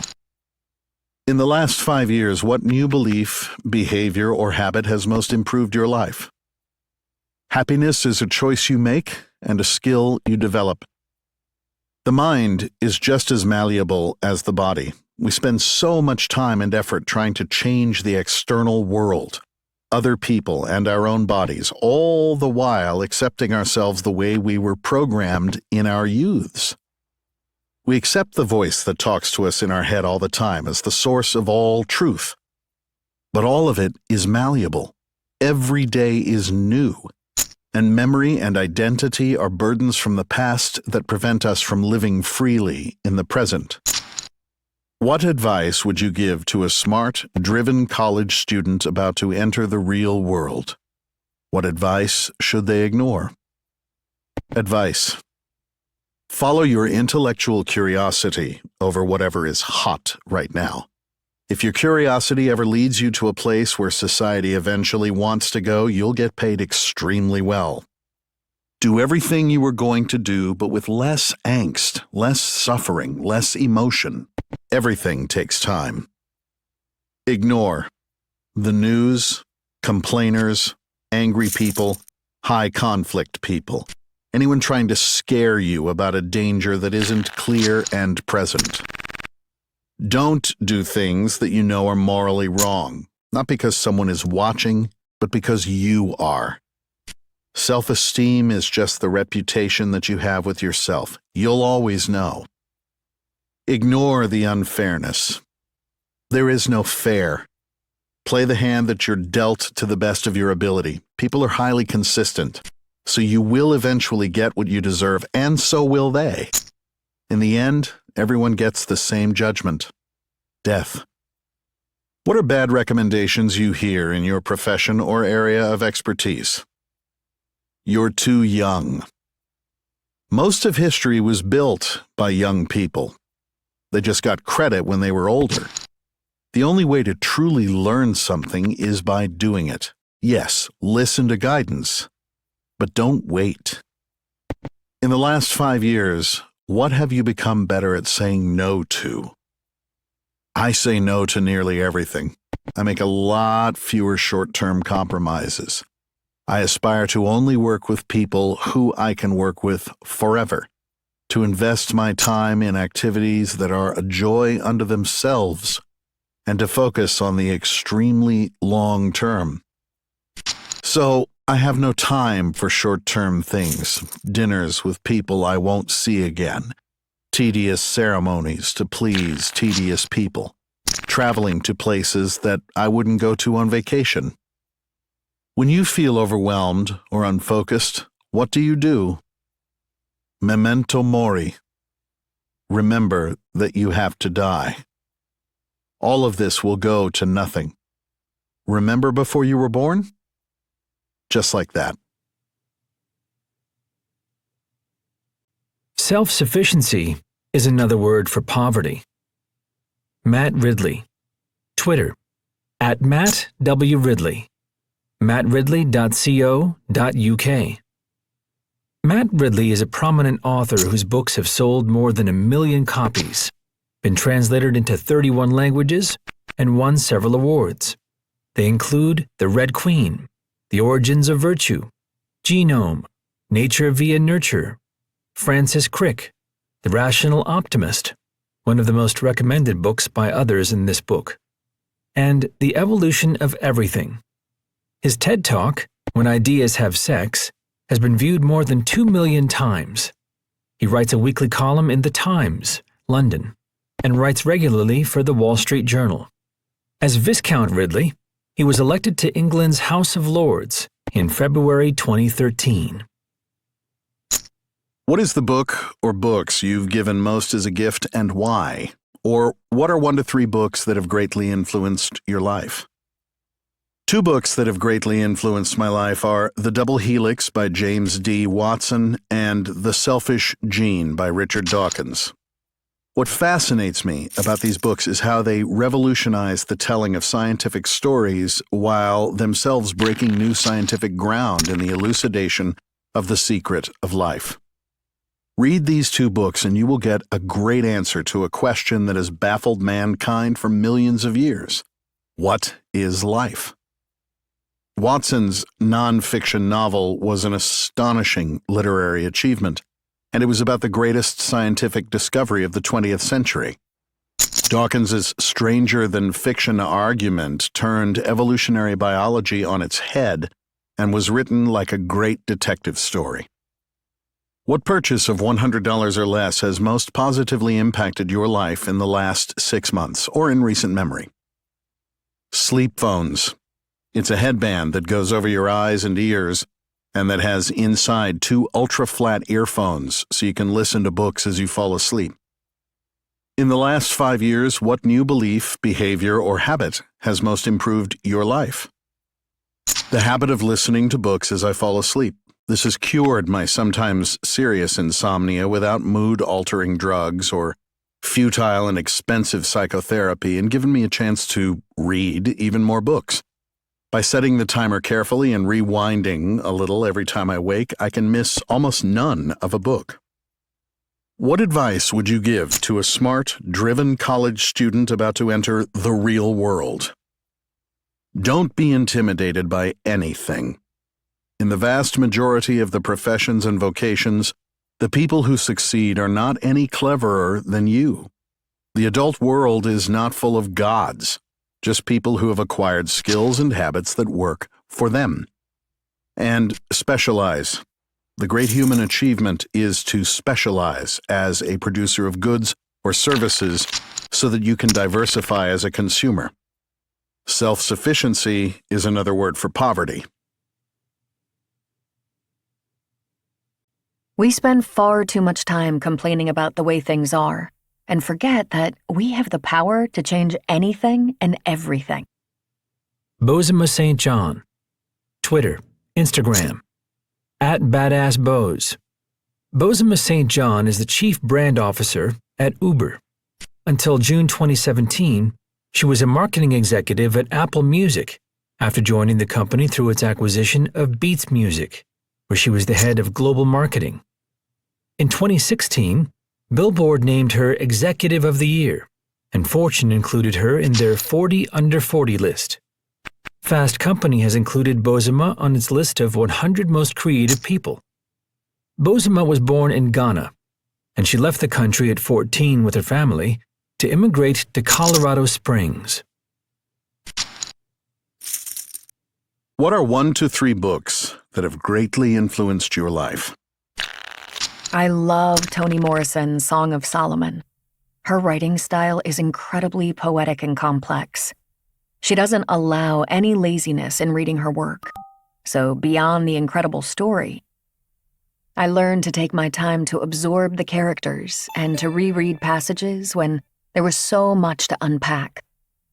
It was also the book I asked my late husband to read when he dropped his pickup line to get to know me better. Our first date was a book review, and clearly he passed with flying colors. 2 months later, he presented me with a painting of his interpretation of the book as a birthday gift. I knew then that I wanted to marry him. Anyone who could take his time to read, comprehend, and interpret Toni Morrison's work, based on my recommendation, was someone I wanted to spend significant time with. That experience taught me that when people care, they'll go beyond the extra mile to understand you.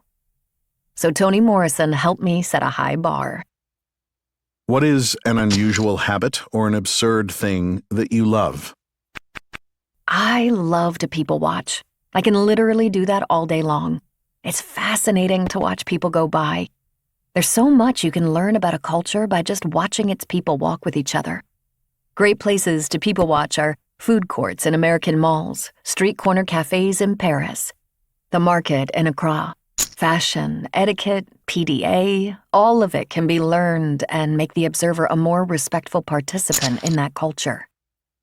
When you feel overwhelmed or unfocused, what do you do? I sleep, or rather, I nap. There's no conundrum that a 20-minute nap can't help me unpack. It's like a refresh button for my mind. I wake up clearer and more able to make the gut decision because I've stopped thinking. Whatever I'm feeling when I wake up is the feeling I go forward with. If you could have a gigantic billboard anywhere with anything on it, what would it say and why? Are there any quotes you think of often or live your life by? Hands down, it would be the change you want to see in the world. We spend far too much time complaining about the way things are and forget that we have the power to change anything and everything. I'd have a secondary quote, too. I'm starting with the man in the mirror, Michael Jackson. Same message, different delivery. Quotes I'm Pondering. Tim Ferriss, October 9th through October 30th, 2015. An expert is a person who has made all the mistakes that can be made in a very narrow field. Niels Bohr, Danish physicist and Nobel Prize winner. What we usually consider as impossible are simply engineering problems. There's no law of physics preventing them. Michio Kaku, physicist and co-founder of string field theory.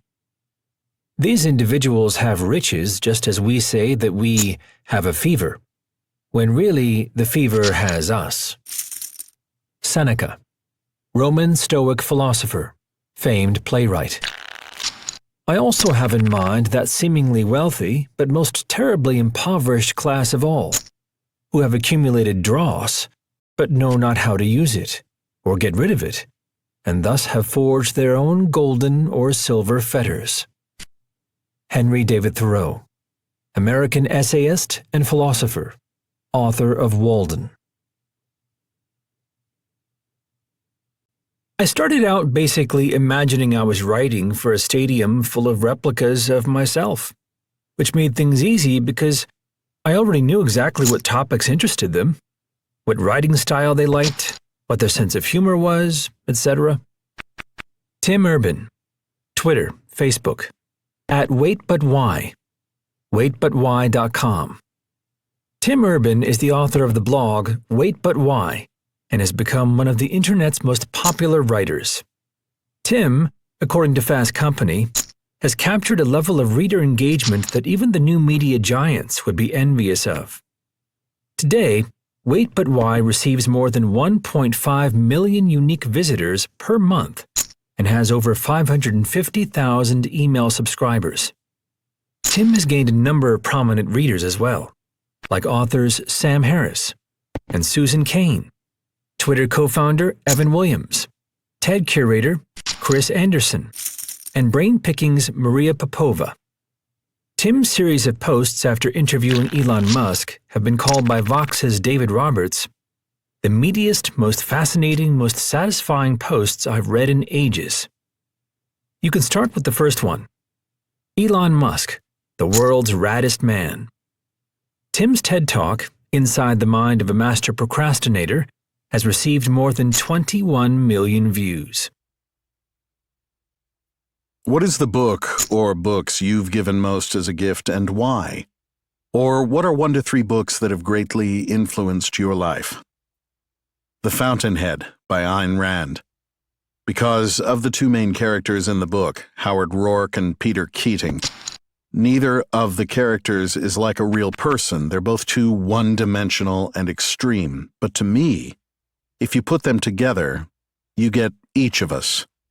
Rourke is a totally independent reasoner. He reasons from first principles, the base facts at the core of life, like the limits of physics and the limits of his own biology, and uses that information only as the building blocks of his reasoning to construct his conclusions, his decisions, and his life path. Keating is the opposite. He is a totally dependent reasoner. He looks outward and sees contemporary values, social acceptance, and conventional wisdom as the core facts, and then does his best to win the game within those rules. His values are society's values, and they dictate his goals. We're all like Rourke sometimes and Keating other times. I think the key to life is to figure out when it makes sense to save mental energy and be like Keating. I'm super conforming in my clothing choices because it's not something that's important to me, and when in life it really matters to be like Rourke and reason independently, choosing your career path, picking your life partner, deciding how to raise your kids, etc. The Fountainhead was a major influence when I wrote a long blog post about why I think Elon Musk is so successful. To me, he's like Rourke. He's tremendous at reasoning from first principles. In the post, I call this being a chef, someone who experiments with ingredients and comes up with a new recipe. Musk is unusually chef-like. Most of us spend most of our lives being like Keating, or what I call a cook, someone who follows someone else's recipe. We'd all be happier and more successful if we could learn to be chefs more often, which just takes some self-awareness of the times we're being a cook and an epiphany that it's not actually as scary as it seems to reason independently and act on it. Note from Tim Ferriss. I asked Tim to share a fun piece of related background. Here it is. In early 2015, Elon reached out to schedule a call. He said he had read some Wait But Why posts and was wondering if I might be interested in writing about some of the industries he's involved in.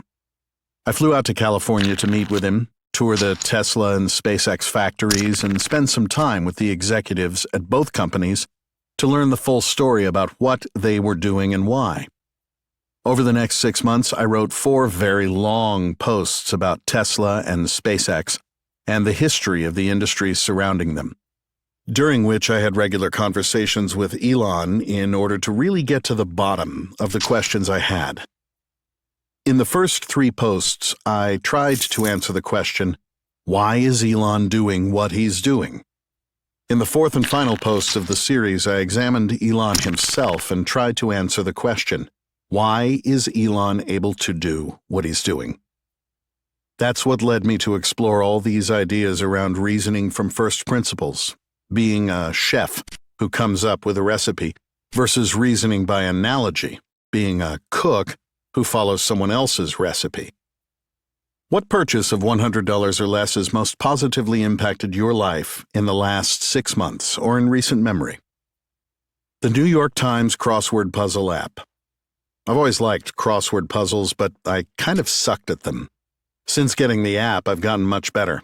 Started off mostly doing Monday through Wednesday puzzles, and now I do every day of the week. And doing the puzzle is a delightful part of my day every day. I love waking up and working on the day's puzzle in the morning, in bed, while eating breakfast, on the subway, while standing in line at a coffee place, etc. But I have to be careful. The later it gets in the week, the longer the puzzle takes me, and I often don't have the discipline to put down a hard puzzle until I finish it, which can bleed badly into my planned workday and make me hate myself.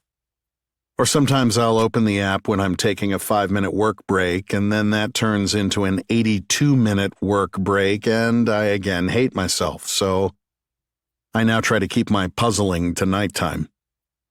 How has a failure, or apparent failure, set you up for later success? Do you have a favorite failure of yours? My senior year of college, I decided to apply to write the music for an annual student-written musical called The Hasty Pudding.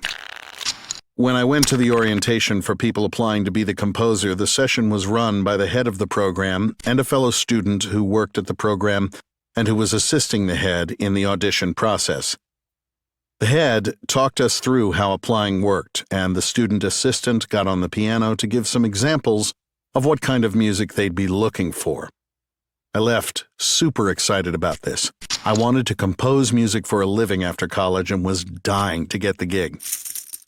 Later that day, they emailed all of the applicants the schedule for when we'd be coming in to play our sample songs for the program head as our audition. On the schedule, I noticed the names of both the person who had written the music for the show the previous year, and I knew the same composer often wrote the music multiple years in a row, and the student assistant himself, the one who had given us advice about what they were looking for. Totally deflated, I decided not to apply.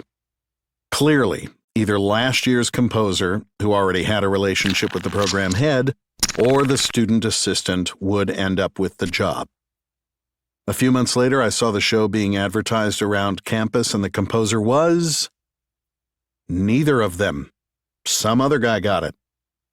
I had massive regret and self-loathing for not applying, but a cheap lesson. Don't get daunted out of shooting for something you want, especially by potentially unfounded assumptions. If you could have a gigantic billboard anywhere with anything on it, what would it say, and why?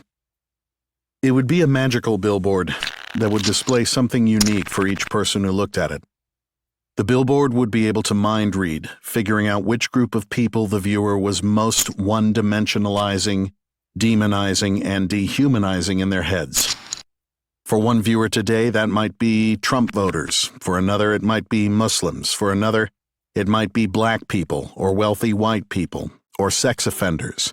Whichever the group, the viewer would see an image of a member of that group doing something that reminded the viewer of that type or person's full three-dimensional humanity.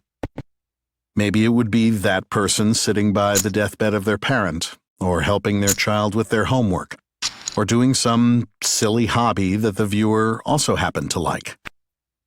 I think humans can only feel real hatred of people they're able to dehumanize in their heads. As soon as someone is exposed to reality and reminded of the full humanness of someone they hate, the hatred usually fades away and empathy pours in.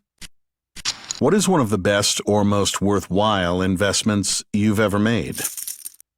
My first year out of college, I started a small test prep company, tutoring for SAT, ACT, etc. Over the next 9 years, I put a large portion of my time into growing that company.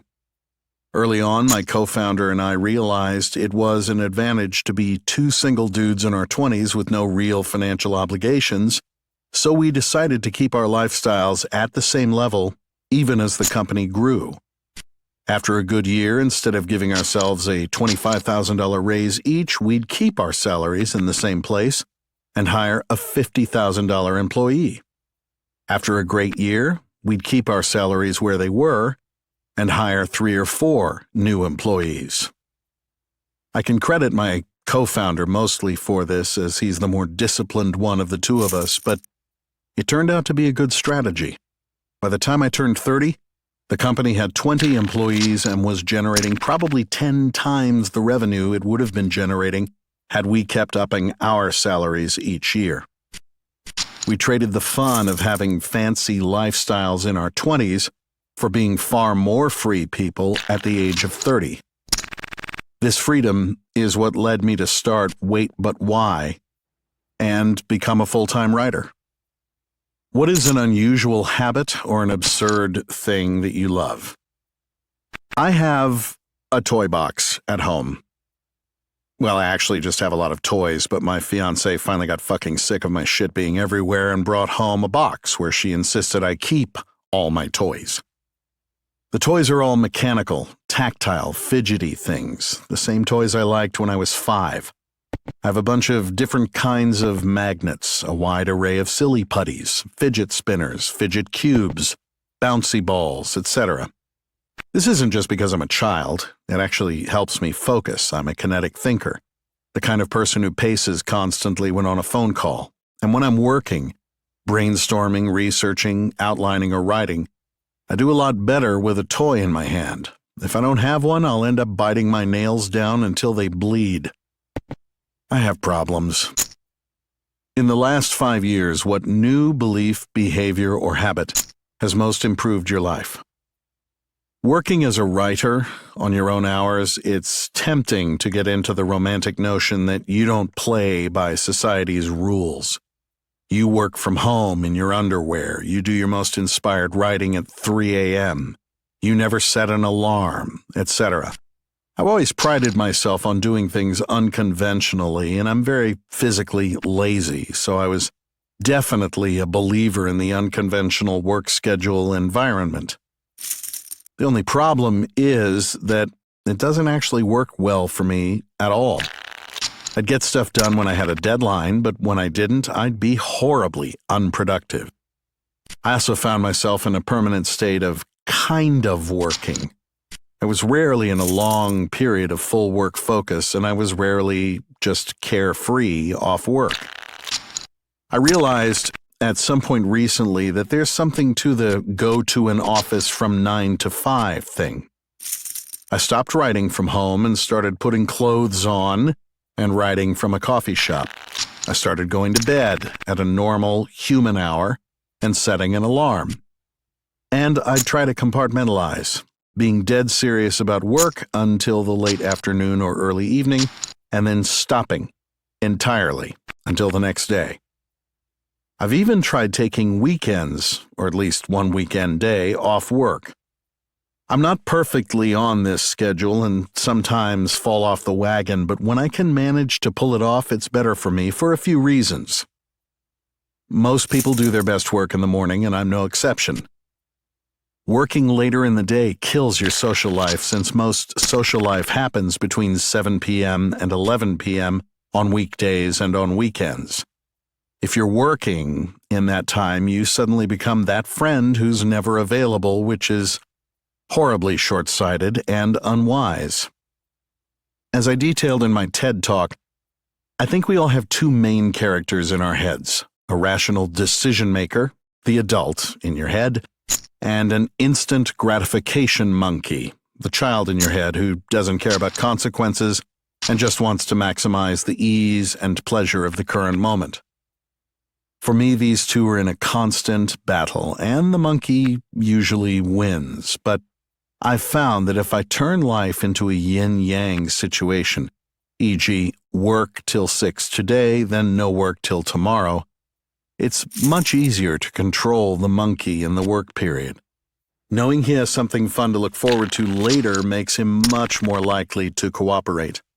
In my old system, the monkey was in a constant state of rebellion against a system that never really gave him any dedicated time. What advice would you give to a smart, driven college student about to enter the real world?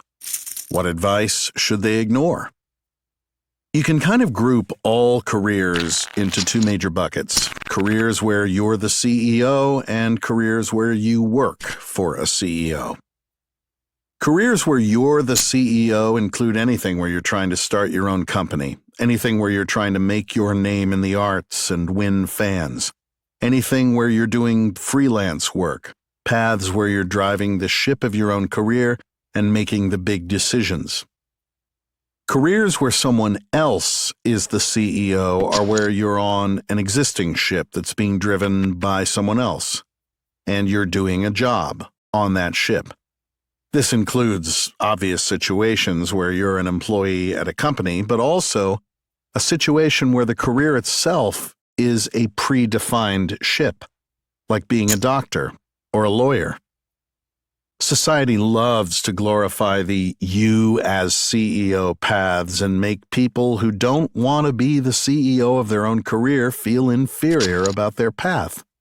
But neither of these paths is inherently better or worse than the other. It just depends on your personality, your goals, and what you want from a lifestyle.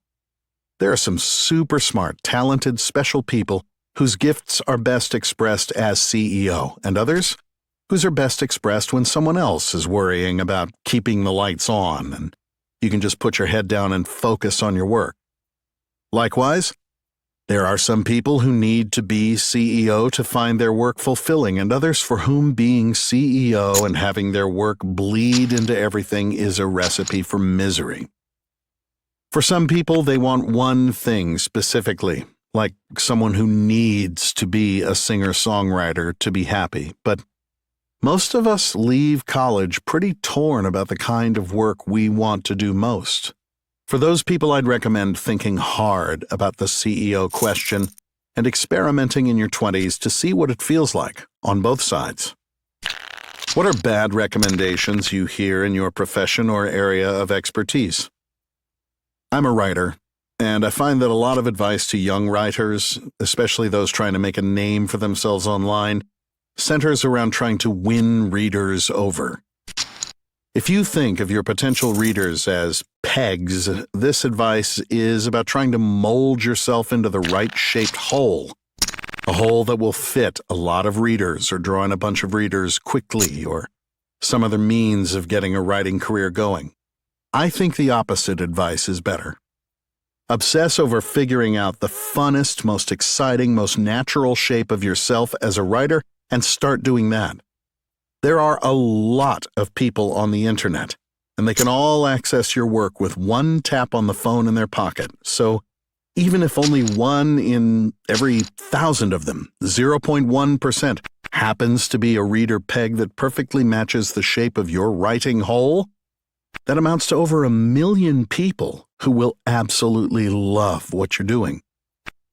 I started out basically imagining I was writing for a stadium full of replicas of myself, which made things easy because I already knew exactly what topics interested them, what writing style they liked, what their sense of humor was, etc. I ignored the conventional wisdom that online articles should be short, frequent, posted consistently, because I knew the Tims in that stadium didn't care about those things, and instead focused on a single type of topic. And it worked. 4 years later, many of those people who happen to like my type of writing have found me.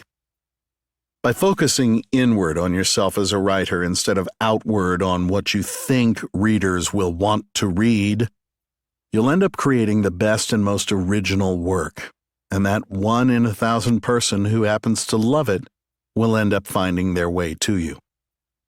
In the last 5 years, what have you become better at saying no to? What new realizations and/or approaches helped? I've learned to make my no list by starting with my yes list. The yes list should be centered around what's important, but how do you define a vague concept like important? I use a couple of simple litmus tests. When it comes to my work yes list, I think about what I might call the epitaph test. When I find myself with an opportunity, I ask myself whether I'd be happy if my epitaph had something to do with this project. If the answer is a clear no, it probably means it's not actually very important to me. Thinking about your epitaph, as morbid as it is a nice way to cut through all the noise and force yourself to look at your work from a super zoomed out perspective where you can see what really matters to you. So I try to make my yes list by thinking about the epitaph test, and potential time commitments outside of that definition fall on my no list. For me, the epitaph test is usually a reminder to focus my time and effort on doing the highest quality and most original creative work I can. For my social life yes list, a similar test could be called the deathbed test. We all hear about these studies where people on their deathbed reflect on what they regret most, and the cliché is that nobody ever says they regret spending more time in the office. That's because a deathbed offers people a level of zoomed-out clarity that's hard to get to in our normal lives. And it's only when we think we're lacking that clarity in the fog of our day-to-day rush that we'd think it makes sense to neglect our most important personal relationships. The deathbed test pushes me to do 2 things. Make sure I'm dedicating my time to the right people with the question, Is this someone I might be thinking about when I'm on my deathbed? Make sure I'm spending enough high-quality time with the people I care about most with the question, if I were on my deathbed today, would I be happy with the amount of time I spent with this person? An alternative is thinking about other people's deathbeds. If X person were on their deathbed today, how would I feel about the amount of quality time I've spent with them? The people who matter most are always in competition for your time with both your work and with other people, and the deathbed test can be a good reminder that the only way to dedicate the proper amount of time to your key people is by saying no to a lot of other stuff and a lot of other people. The point of both the epitaph test and the deathbed test is that by the time you're on your deathbed and your epitaph is being drafted, it's too late to change anything. So we want to do whatever we can to access that magical end-of-life clarity before the end of life actually happens. Of course, actually saying no to your no list is a struggle of its own, and I'm still working on that. But having good mechanisms for defining what's important has helped a lot.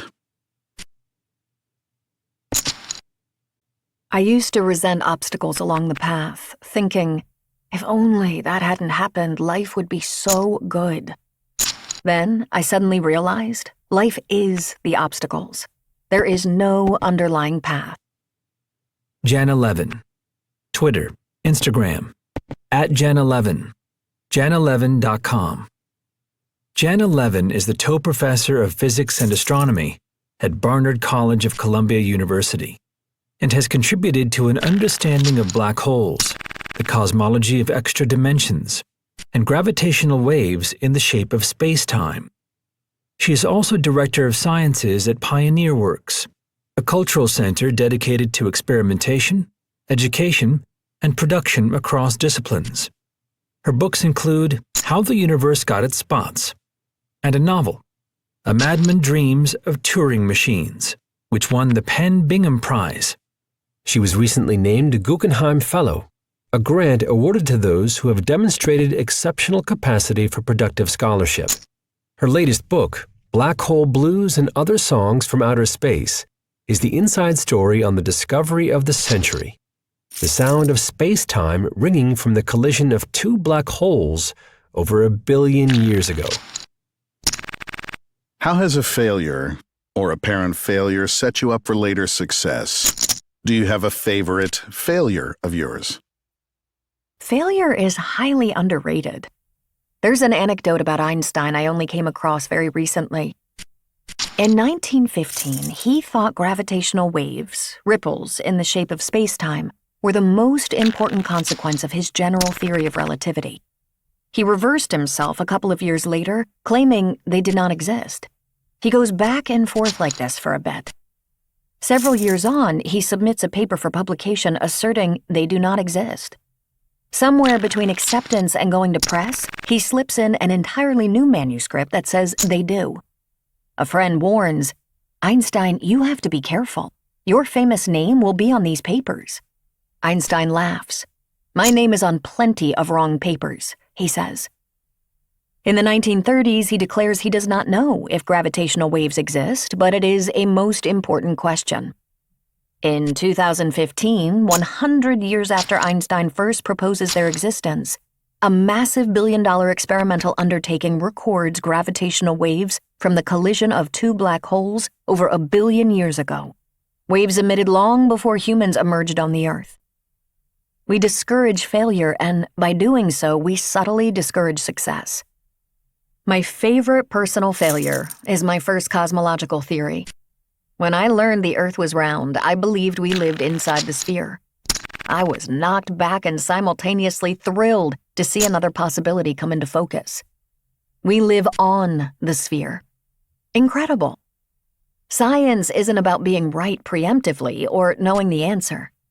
Science is motivated by the human drive to struggle to discover. What is one of the best or most worthwhile investments you've ever made? I recently renovated about 3,000 square feet in Pioneer Works, a spectacular cultural center for art, music, film, and now science. The facility is housed in a former ironworks factory on the water in Red Hook, Brooklyn. We had no architect for the renovation, no plans, no drawings, no measurements. I stood with the founder, Dustin Yellen, and the director, Gabrielle Florens, mostly yelling and arguing. Someone would declare, "I want a room there. I want all glass. I want no glass. I want walls. I want no walls. A door here." And each of us would occasionally concede to the others while the incredibly talented builder, Willie Vanterpool, listened and integrated our ideas and implemented what emerged as a surprisingly coherent design. As a very theoretically leaning physicist, this was the most physical expression of any creative project I've undertaken, and was one of the riskiest investments I've considered. I'm now here in the new science studios as I write these replies, and I marvel at the outcome. The space is stunning and inviting and inspiring. We're building the world we want to inhabit, and by doing so, we've constructed a remarkable, unusual space for the sciences in an unconventional setting. Science belongs in the bigger world because, as I've gotten into the habit of saying, science is part of culture. In the last 5 years, what new belief, behavior, or habit has most improved your life? I used to resent obstacles along the path, thinking if only that hadn't happened, life would be so good.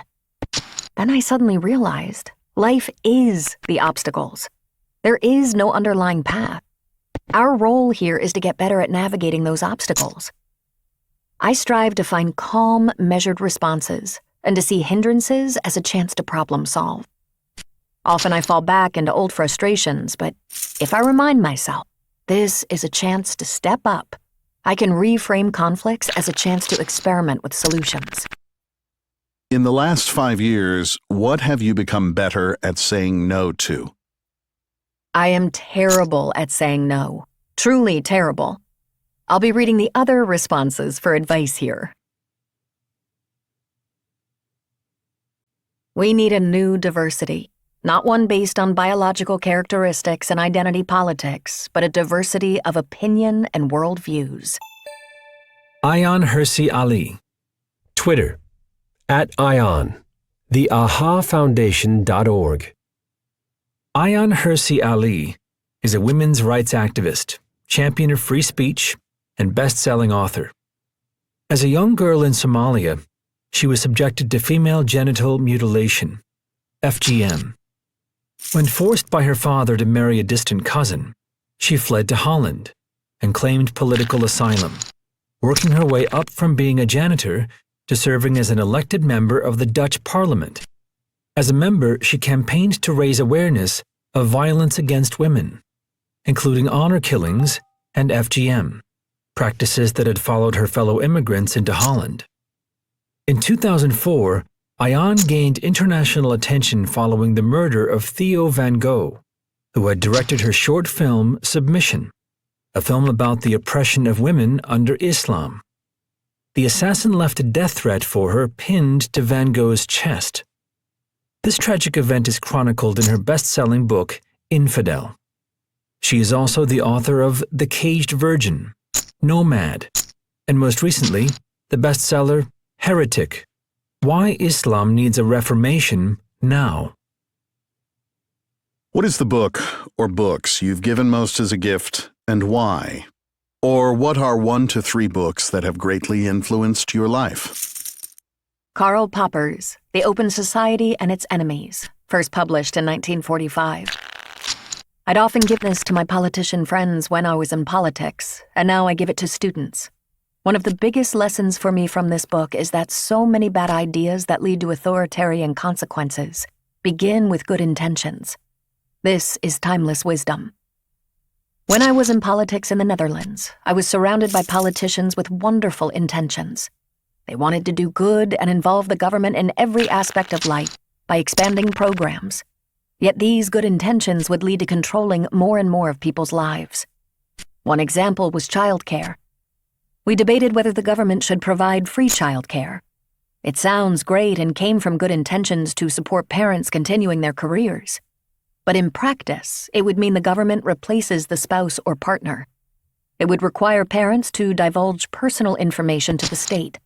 It would dictate how people's money was spent and how children should be raised. The price of ceding the authority of parents to government was simply too high. That's just one small example, but it illustrates how government loves control. Popper would not have liked that idea. If you could have a gigantic billboard anywhere with anything on it, what would it say and why? We need a new diversity, not one based on biological characteristics and identity politics. Real world. What advice should they ignore? Students should go to college with an open mind. I advise them to ignore all the absolutism around them, both in terms of ideas and people. When they're told that some people or ideas are wrong, hateful, or offensive, a light bulb should go off in their heads. That is the moment their curiosity should be piqued to find out for themselves whether it is indeed a bad thing. Adopting an attitude of critical thinking is most crucial in learning anything. Many students come to me full of wonderful intentions, hoping to change the world. They plan to spend their time helping the poor and disadvantaged.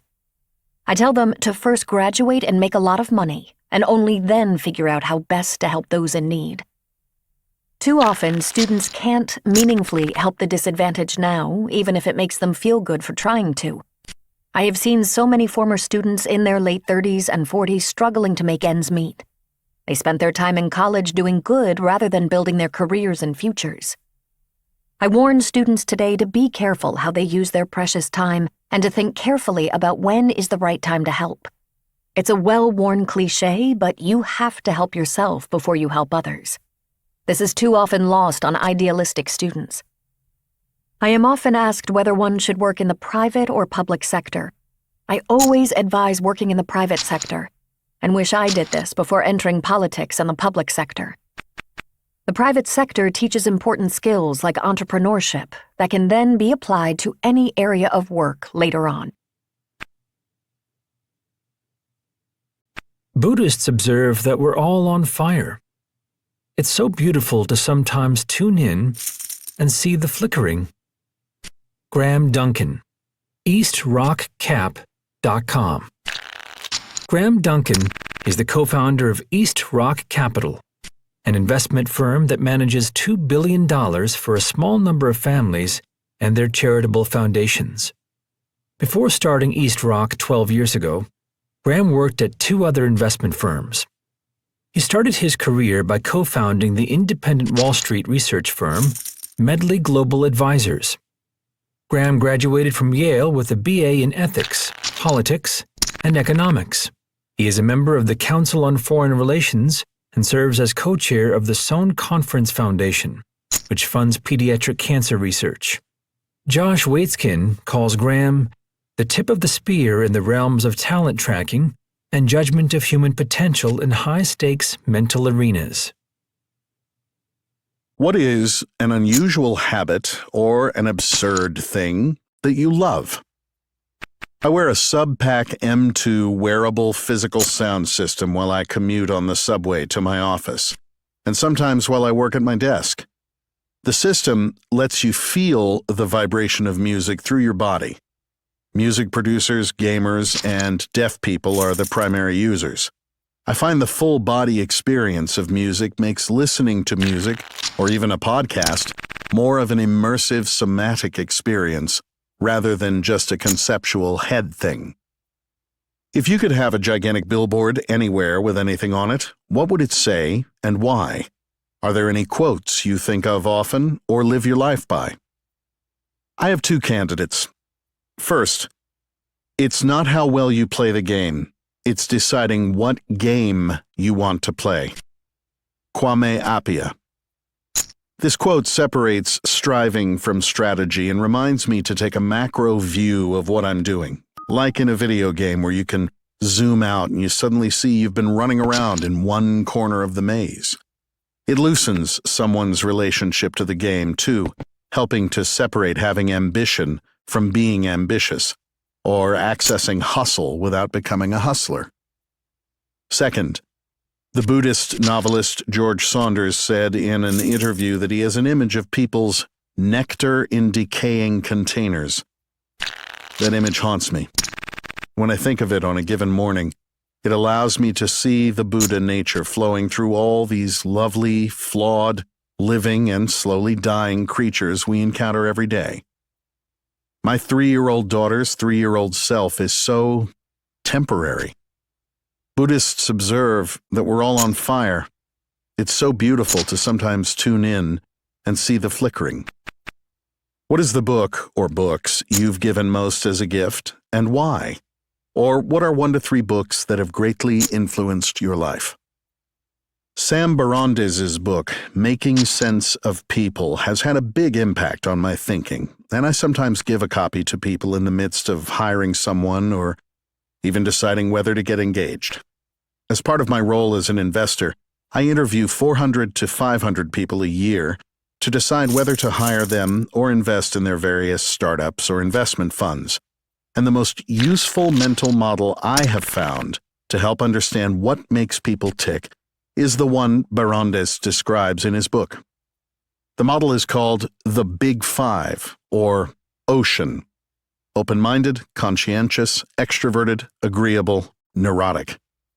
The academics who developed the model clumped every English adjective that could be used to describe someone into categories and reduced them to as small a set of factors as they could.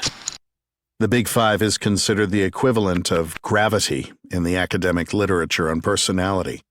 There have been thousands of studies using it, and it's considered much more statistically accurate than alternatives such as Myers-Briggs. The killer combination is high open-minded, high conscientious, low neurotic. There are 2 other mental models that greatly influence my thinking about people and teams. The first is Harvard professor Robert Kegan's model of adult development. Kegan argues adults develop and make sense of reality in 5 discrete phases. He lays out his theory in the 1994 book In Over Our Heads. The title is a reference to how the vast majority of adult Americans are at the socialized stage of development. They have difficulty taking other people's perspectives and tend to follow assumptions given to them by society, as opposed to assumptions they freely choose. For people interested in learning more about the model, I recommend Kegan's graduate student Jennifer Garvey Berger's more recent and less academic book, Changing on the Job. The third mental model I find myself recommending lately is found not in a book, but on a slightly obscure website, workwithsource.com. This work is based on a European management consultant who studied hundreds of startups and realized that even when there are multiple co-founders, there is always a single source, the person who took the first risk on a new initiative. That source maintains a unique relationship with the gestalt of the original idea and has an intuitive knowledge of what the right next step for the initiative is, whereas others who join later to help with the execution often lack that intuitive connection to the founder's original insight. Many organizational tensions and power struggles often revolve around a lack of explicit acknowledgement of who the source of the initiative is. A prominent angel investor observed to me recently that many founders seem to hire friends as co-founders more to quell their own anxiety during the early, highly ambiguous days of a new company than to fulfill a specific role. This can work fine as long as everyone is clear on who the source is. The responsibility to fully own the role of source rests in large part with the source themselves. Handing off the source role of an initiative to another person is possible, but extremely difficult, and is most often mishandled. One key to a successful transition is for the original source to actually move on and allow the new leader room to move. One investment manager told me about a study he did of stock performance following founder CEOs departing their businesses. Any subsequent positive stock performance was correlated with the founder completely leaving the board, rather than hanging around to mentor the next CEO. Gates remaining on the Microsoft board during Ballmer's tenure may have contributed to the subsequent lackluster stock performance, whereas Ballmer's recent departure from the board allows Satya Nadella to fully assert his own creative vision. I encounter this dynamic in my work managing the wealth of Forbes 500 families, where second and third generations sometimes struggle with how to relate to the original patriarch and source of their wealth. Often the responsibility to make the room for a real transition is in the hands of the source.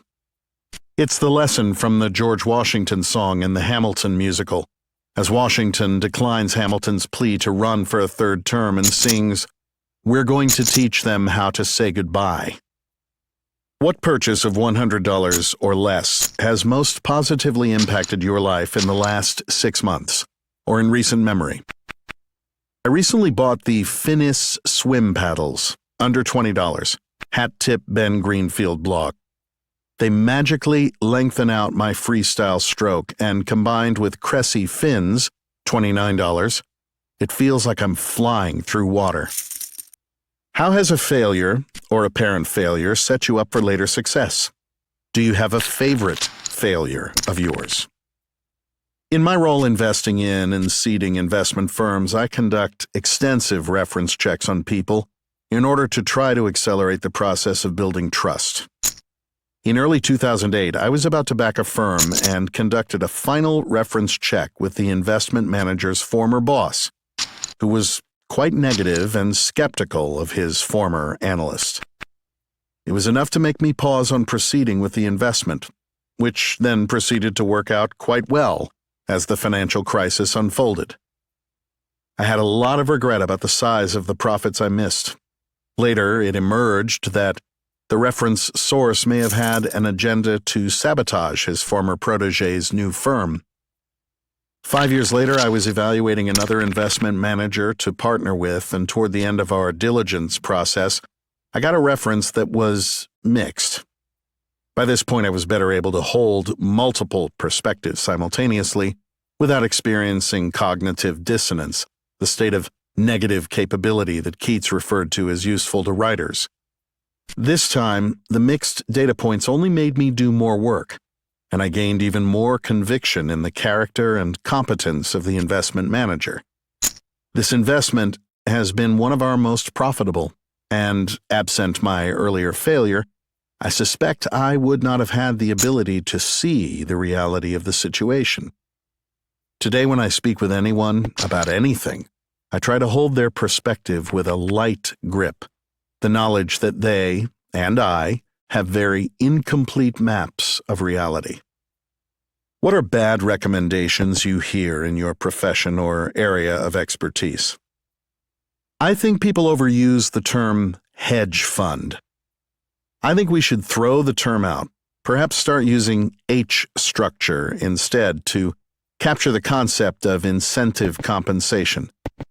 I don't think it's useful to see a fund or a product. These are just temporary collections of flawed, brilliant people who in any given year decide to make a sequel to the movie they made the prior year. The only product is the set of future decisions the portfolio manager makes. If they get divorced or depressed, if their second-in-command leaves, the product completely changes. Calling it a product ignores the reality that the only source of stability is whether the mindset of the team leader is resilient or even anti-fragile, Nassim Taleb's notion of actually getting stronger with volatility. What is one of the best or most worthwhile investments you've ever made? I invest a disproportionate amount of my income in paying for an ever-growing collection of trainers and coaches. There are two coaches who have had enormous impact on me in the last 5 years.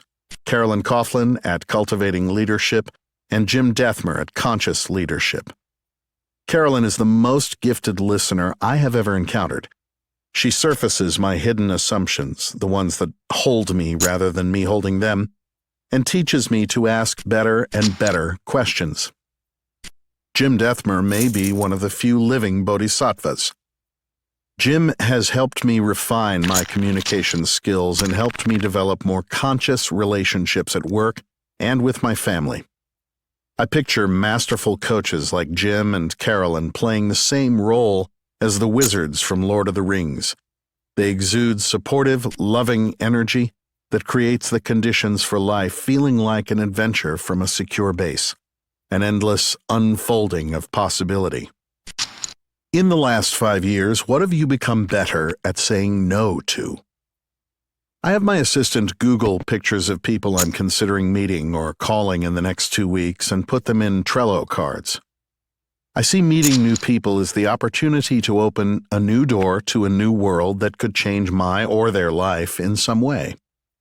Seeing someone's picture allows me to visualize their intentionality and unleashes more creative ideas about what we can discuss and how I may be able to help them.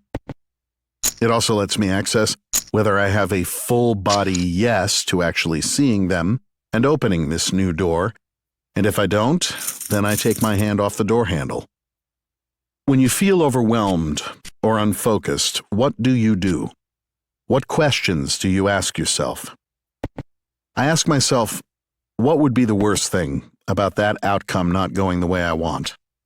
I'd started using it out loud with my kids, and recently my 8-year-old daughter started asking it back to me.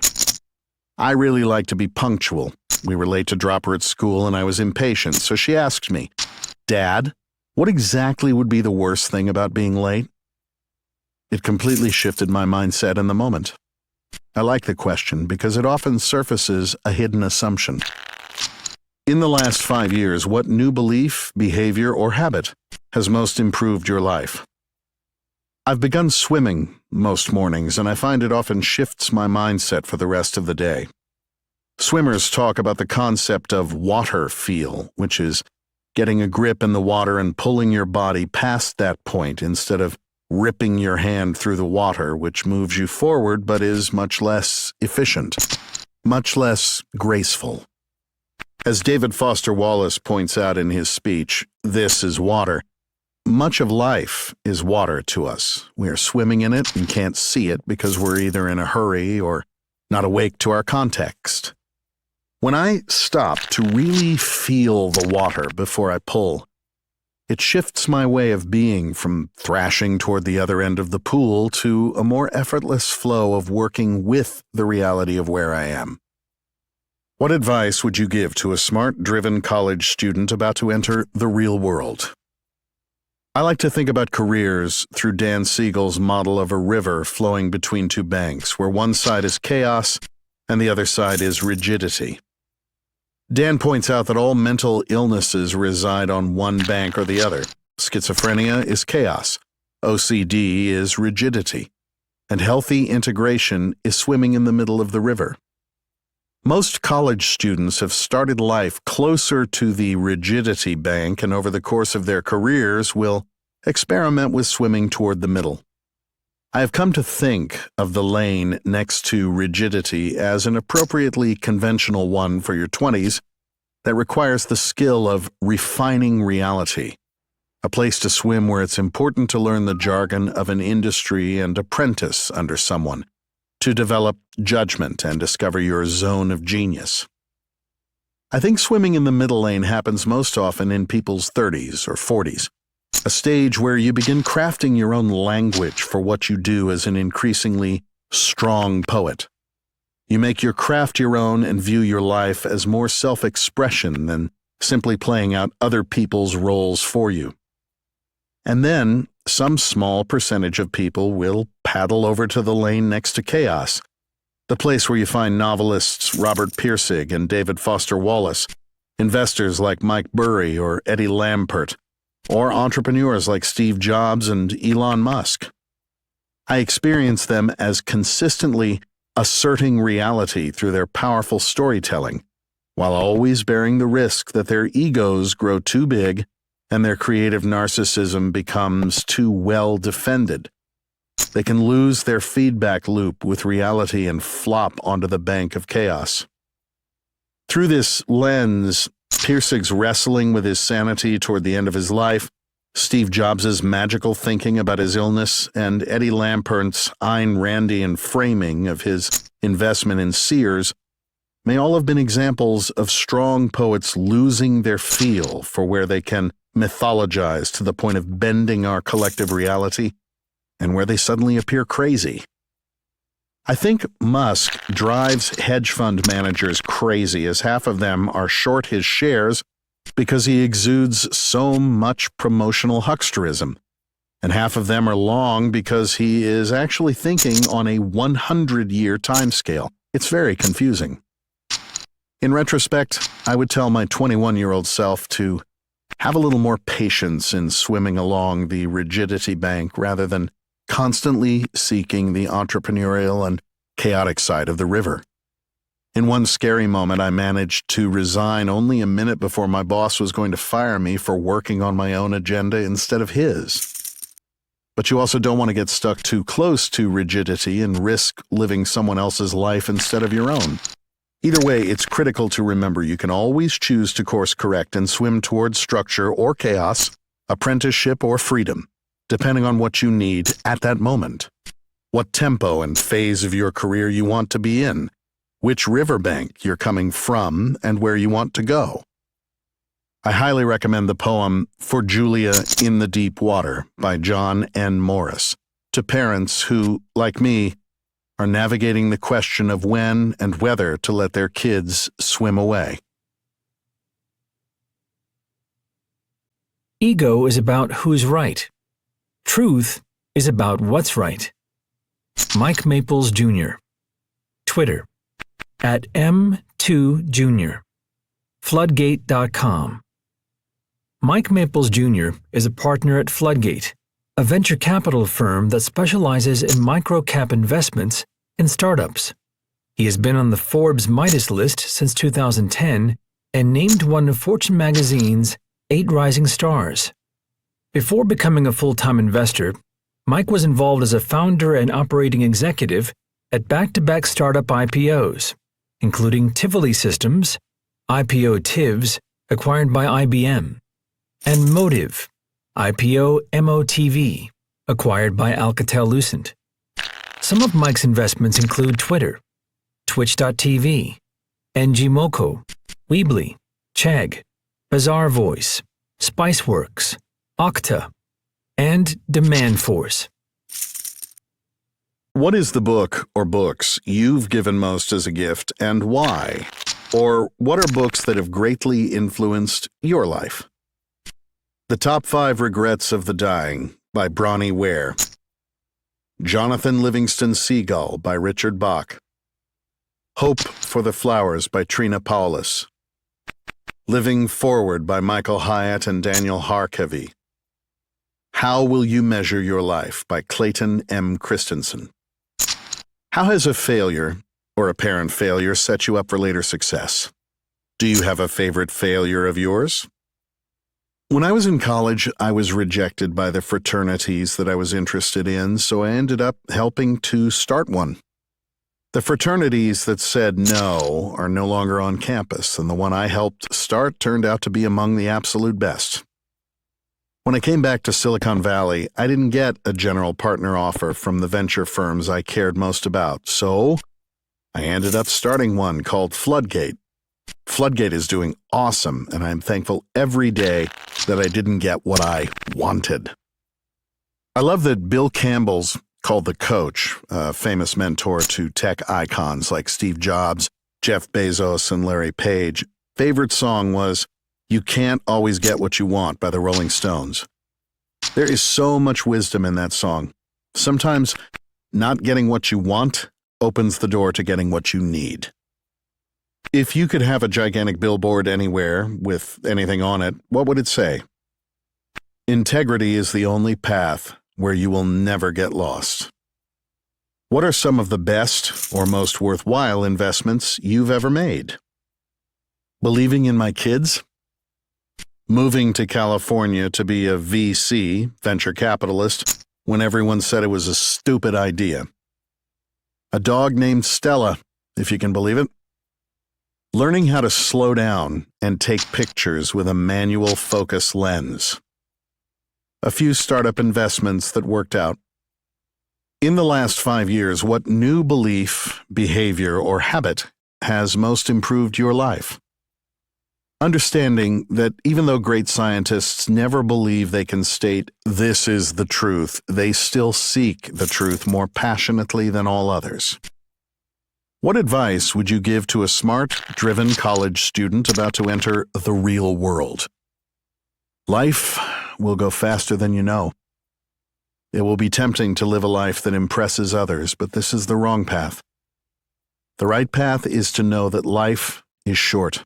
Every day is a gift, and you have certain gifts. Happiness is about understanding that the gift of life should be honored every day by offering your gifts to the world.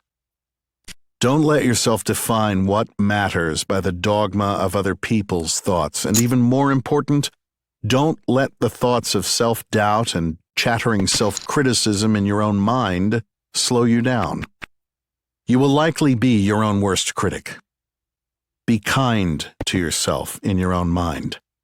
Let your mind show you the same kindness that you aspire to show others. What are bad recommendations you hear in your profession or area of expertise? This worked for me in my career, so do it my way. The best advice I have seen comes from people who don't try to tell me the answer. Instead, they give me a new approach to thinking about the question so that I can solve it better on my own. Most bad recommendations I could reduce to, "I have been successful, so do it my way." The best advice is more like, "I can't answer your question, but this might be a good way for you to think about it." Everyone has their own journey.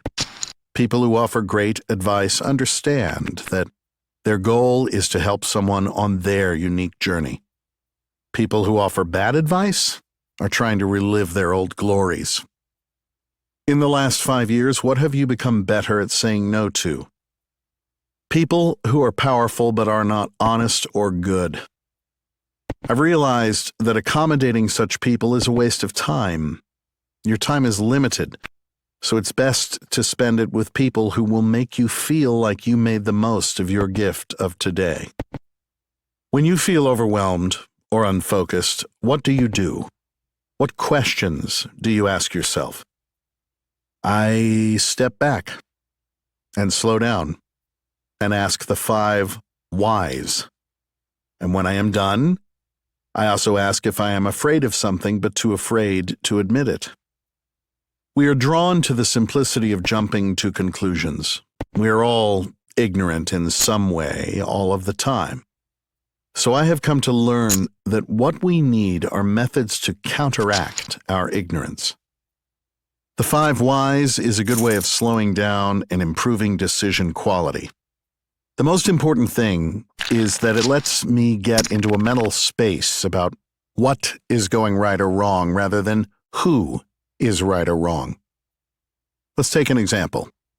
Say we miss the sales target for a quarter. It can often become tempting to figure out whose fault it was. Did sales fail to execute? Do we have a marketing problem? Is the product not differentiated enough? If you are not very, very careful, you can contribute to an environment where people will point fingers at each other and lose their ability to truly learn from the problem. So, instead, I find it helpful to slow down. If I am by myself, I write the 5 whys on paper. If I am in a group, I write the questions down, one at a time, on a whiteboard. Question: why did we miss our $1 million sales target this quarter? Answer: we made fewer sales calls than planned. Question: why did we make fewer sales calls than planned? Answer: we had fewer leads to work this month. Question: why did we have fewer leads this month? Answer: we sent fewer email outreaches than planned. Question: why did we send fewer outreach emails than planned? Answer: we were short-staffed. Question: why were we short-staffed? Answer: we didn't plan around the fact that 2 people were on vacation. In this example, it would be very tempting to answer at the surface level and try to figure out if it's a sales problem, or a marketing problem, or a product problem. But before that happens, I find it is better to be focused on honoring the discovery of the truth rather than determining who is to blame. Going very slow in this exercise is helpful because it can cause people to turn off their lizard brains and fight-or-flight instincts and shift their thinking to their rational brains and problem-solving. In general, whenever I feel things are moving too quickly, I find the right instinct is almost always to slow down and get my thoughts back in order. It ends up speeding things up because we get better decisions and more alignment of everyone on the team. If someone on the team needs to be replaced because they don't have the right skill set, we should face that problem too, but only after we have done our best to seek the truth of the situation. Ego is about who's right. Truth is about what's right. Quotes I'm Pondering. Tim Ferriss, November 6th through December 4th, 2015. Diversity in counsel, unity in command. Cyrus the Great, founder of the Achaemenid Empire, known as the King of Persia. I can't give you a surefire formula for success, but I can give you a formula for failure. Try to please everybody all the time. Herbert Bayard Swope, American editor and journalist, first recipient of the Pulitzer Prize. One should use common words to say uncommon things. Arthur Schopenhauer, renowned 19th century German philosopher. If you are distressed by anything external, the pain is not due to the thing itself, but to your estimate of it, and this you have the power to revoke at any moment. Marcus Aurelius, Emperor of Rome and Stoic philosopher, author of Meditations. Just one trapeze class made me realize that underneath my mind's chatter, my body has everything under control if I'm willing to take the plunge and fly. Soman Chenani. Twitter, @SomanChenani. Instagram, SomanC. SomanChenani.net. Soman Chenani is a detailed planner, filmmaker, and New York Times best-selling author. Soman's debut fiction series, The School for Good and Evil, has sold more than 1 million copies, has been translated into more than 20 languages across 6 continents, and will soon be a film from Universal Pictures. A graduate of Harvard University and Columbia University's MFA film program, Soman began his career as a screenwriter and director, with his films playing at more than 150 film festivals around the world. He was recently named to the Out 100 and has received the $100,000 Shasha Grant and Sun Valley Writers Fellowship, both for debut writers. What is the book or books you've given most as a gift and why? Or what are 1 to 3 books that have greatly influenced your life? The War of Art by Stephen Pressfield. I read this slim little book before any new creative project, and it lights a torch fire inside me. The crisis with all creative work is that it requires us to trust that generative voice inside us while also silencing the negative ones. It's so easy to mix them all up and end up quietly abandoning our ambitions. It's why I became a pharmaceutical consultant at 21 years old, selling Viagra instead of writing fantasy like I do now. Half drill sergeant, half Zen voodoo master, Pressfield shot me out of my stupor and taught me the meaning of creative discipline. A Little Life by Hanya Yanagihara. The greatest work of fiction I've ever read, with the simplest theme. All of us come with baggage and wounds and pain, all of us. but recognizing that common human bond is what helps us transcend that pain. Peter Pan by J.M. Barrie. I think the greatest exercise a person can do when they're stuck is to remember what their favorite children's book was. A book that you read over and over and over again. Somewhere in that book is the clue to not only what makes you tick, but also to your life's purpose.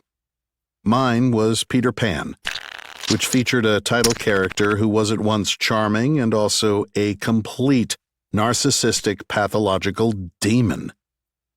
It was that ambiguous space between good and evil that I sparked to as a kid, and am now writing stories about as an adult. How has a failure, or apparent failure, set you up for later success? Do you have a favorite failure of yours? The biggest failure I ever had was with my thesis film at Columbia's Graduate Film School, a movie I'd poured all of my savings into, nearly $25,000, and worked on for 8 months. A day before my final showing to the faculty, I previewed it to a professor who recommended I slash it to pieces and completely recut it. Panicked, I followed his advice and presented the hacked-up version to the faculty the next day, who absolutely despised it. All credibility I'd earned among my professors over the past 3 years went up in smoke. A few weeks later, I ran into one of these disappointed faculty members, one who'd been a huge supporter of my work before this and now could barely look at me. I told him the story of the last-minute recutting. He asked to see the original version. When I showed it to him, his eyes lit up. "Ah, now I see you." It was the most valuable lesson I ever received. Don't let someone knock you off course before you reach your destination. Trust the work. Always trust the work. In the last 5 years, what new belief, behavior, or habit has most improved your life? There's this dazzling short story by Ted Chiang called Liking What You See that did a number on me. The story asserts that beauty has become a modern-day superdrug, that with filtered and face-tuned social media, retouched models on advertisements, and rampant pornography, we've overloaded the senses so that our natural instincts can no longer recognize or react to real beauty anymore. And it's making us confused and miserable, both in how we judge ourselves and how we judge others. That crystal clear warning, beauty is literally ruining our lives, has improved my life tenfold just by making me consciously aware of it, and by making me ignore 90% of what's on Instagram. If you could have a gigantic billboard anywhere with anything on it, what would it say and why? If I'm in Hollywood, it would say, "They're lying." If I'm anywhere else, it would say, "If you can conceive of it, it's probably wrong." Meditation has taught me that most of the ideas, opinions, rules, and fixed systems I have in my mind aren't the real truth. They're the residue of past experiences that I haven't let go of. What I've learned is that my soul doesn't speak in thoughts at all. It speaks in feelings, images, and clues. What purchase of $100 or less has most positively impacted your life in the last 6 months, or in recent memory? Mother Dirt. It cured my acne and skin problems permanently. It's a $49 spray with oxidizing bacteria that you use in place of soap, and it restores your skin to its natural balance. If I could buy this for every teenager in America, I would. What is an unusual habit or an absurd thing that you love? I don't think I've ever told anyone this, but I read old issues of Archie comics before I go to bed. It's not a new habit. I used to read Archie as a kid before I tucked in for the night. Riverdale in the comics always seemed so crisp and bright and welcoming, the opposite of the way I felt about my school growing up. It continues to give me a warm, soothing feeling before I drift off to sleep. But more important, Closing the day by reading the same thing that I did when I was young gives my life a semblance of beautiful sense and order. What is one of the best or most worthwhile investments you've ever made? Flying trapeze lessons. It's like shock therapy for the soul. Once you're 50 feet high, soaring on a trapeze, it's just you, your fear, and your instincts. It's the most intimate experience I've had with myself. Just one class made me realize that underneath my mind's chatter, my body has everything under control if I'm willing to take the plunge and fly. What advice would you give to a smart, driven college student about to enter the real world? What advice should they ignore? Advice I'd give: make sure you have something every day you're looking forward to. Maybe it's your job, maybe it's a basketball game after work, or a voice lesson, or your writing group, maybe it's a date. But have something every day that lights you up. It'll keep your soul hungry to create more of these moments. Advice to ignore: a little part of me dies every time someone tells me they've taken a job as a stepping stone to something else, when they clearly aren't invested in it. You have one life to live. Time is valuable. If you're using stepping stones, you're also likely relying on someone else's path or definition of success. Make your own. What are bad recommendations you hear in your profession or area of expertise? Too often, aspiring artists put pressure on themselves to make their creative work their only source of income. In my experience, it's a road to misery. If art is your sole source of income, then there's unrelenting pressure on that art, and mercenary pressure is the enemy of the creative elves inside you trying to get the work done. Having another stream of income drains the pressure on your creative engine. If nothing comes of your art, you still have an ironclad plan to support yourself. As a result, your creative soul feels lighter and free to do its best work. I am a personal practitioner of this. Even after 3 books and a hefty movie deal, I still tutor kids and help them with their college applications. My friends can't understand it, but it's the only way I know how to write without feeling like it's a matter of life and death. In the last 5 years, what have you become better at saying no to? I'm convinced that the reason Hollywood movies are often so terrible is because everyone is working on 1,000 projects at once. No one is giving anything their full focus. Working on The School for Good and Evil has taught me to be patient. When I'm writing the book, that's all I'm working on, and I say no to everything else, no matter how lucrative. Do I miss opportunities? Sure. But it means that when the books hit shelves, I know that I've left everything on the page and that they're the absolute best I could have done, which gives them the greatest chance to survive through time. And inevitably, because I'm committing to maximum quality, better opportunities arise to replace the ones I've passed up. When you feel overwhelmed or unfocused, what do? Feeling overwhelmed usually means one of 2 things. Either my blood's trapped in my head and I need to go exercise, or more likely, I've overcommitted myself and my brain knows there's no way I can reasonably get done everything I've set out to do.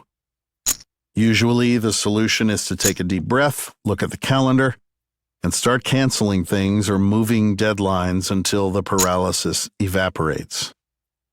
Feeling unfocused, on the other hand, usually means I haven't quite locked into whatever I'm working on yet, that a part of me still thinks I can pull the ripcord and bail. It usually happens in the first 3 months of writing a new book. In the end, a lack of focus is usually just fear. Fear that whatever project I'm attempting will go nowhere or fail miserably. Early on, I used to give in to that fear. 4 books later, I know it's just a ghost, and I can blow right through it without looking back. You can be a juicy, ripe peach, and there'll still be someone who doesn't like peaches. Dita Von Teese. Twitter, Instagram, Facebook. At Dita Von Teese. Dita.net. Dita Von Teese is the biggest name in burlesque in the world since Gypsy Rose Lee, born 1911. Dita is credited with bringing the art form back into the spotlight. She is renowned for her iconic martini glass act and dazzling haute couture striptease costumes adorned with hundreds of thousands of Swarovski crystals. This burlesque superheroine, Vanity Fair, is the performer of choice at high-profile events for designers such as Marc Jacobs, Christian Louboutin, Louis Vuitton, Chopard, and Cartier. She is the author of the New York Times bestseller, Your Beauty Mark, the ultimate guide to eccentric glamour, and has a namesake lingerie collection available internationally at prominent retailers. If you could have a gigantic billboard anywhere with anything on it, what would it say and why? You can be a juicy ripe peach, and there'll still be someone who doesn't like peaches. This is a quote that my friend's great-grandmother told to her, and she told it to me, and I've always loved it. In the public eye as a burlesque star, I've been called both brilliant and stupid, ugly and beautiful in equal measures. I've strived to let insults fall off me like water off a swan's back. Personally, I find that most things that are universally accepted are mediocre and boring. What is the book or books you've given most as a gift, and why? Or what are 1 to 3 books that have greatly influenced your life?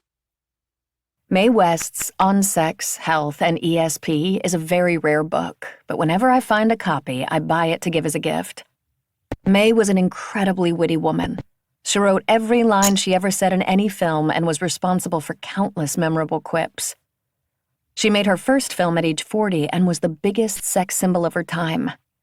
When I was living in Paris, my friends and I would sit around, drink champagne, and read aloud from this hilarious book.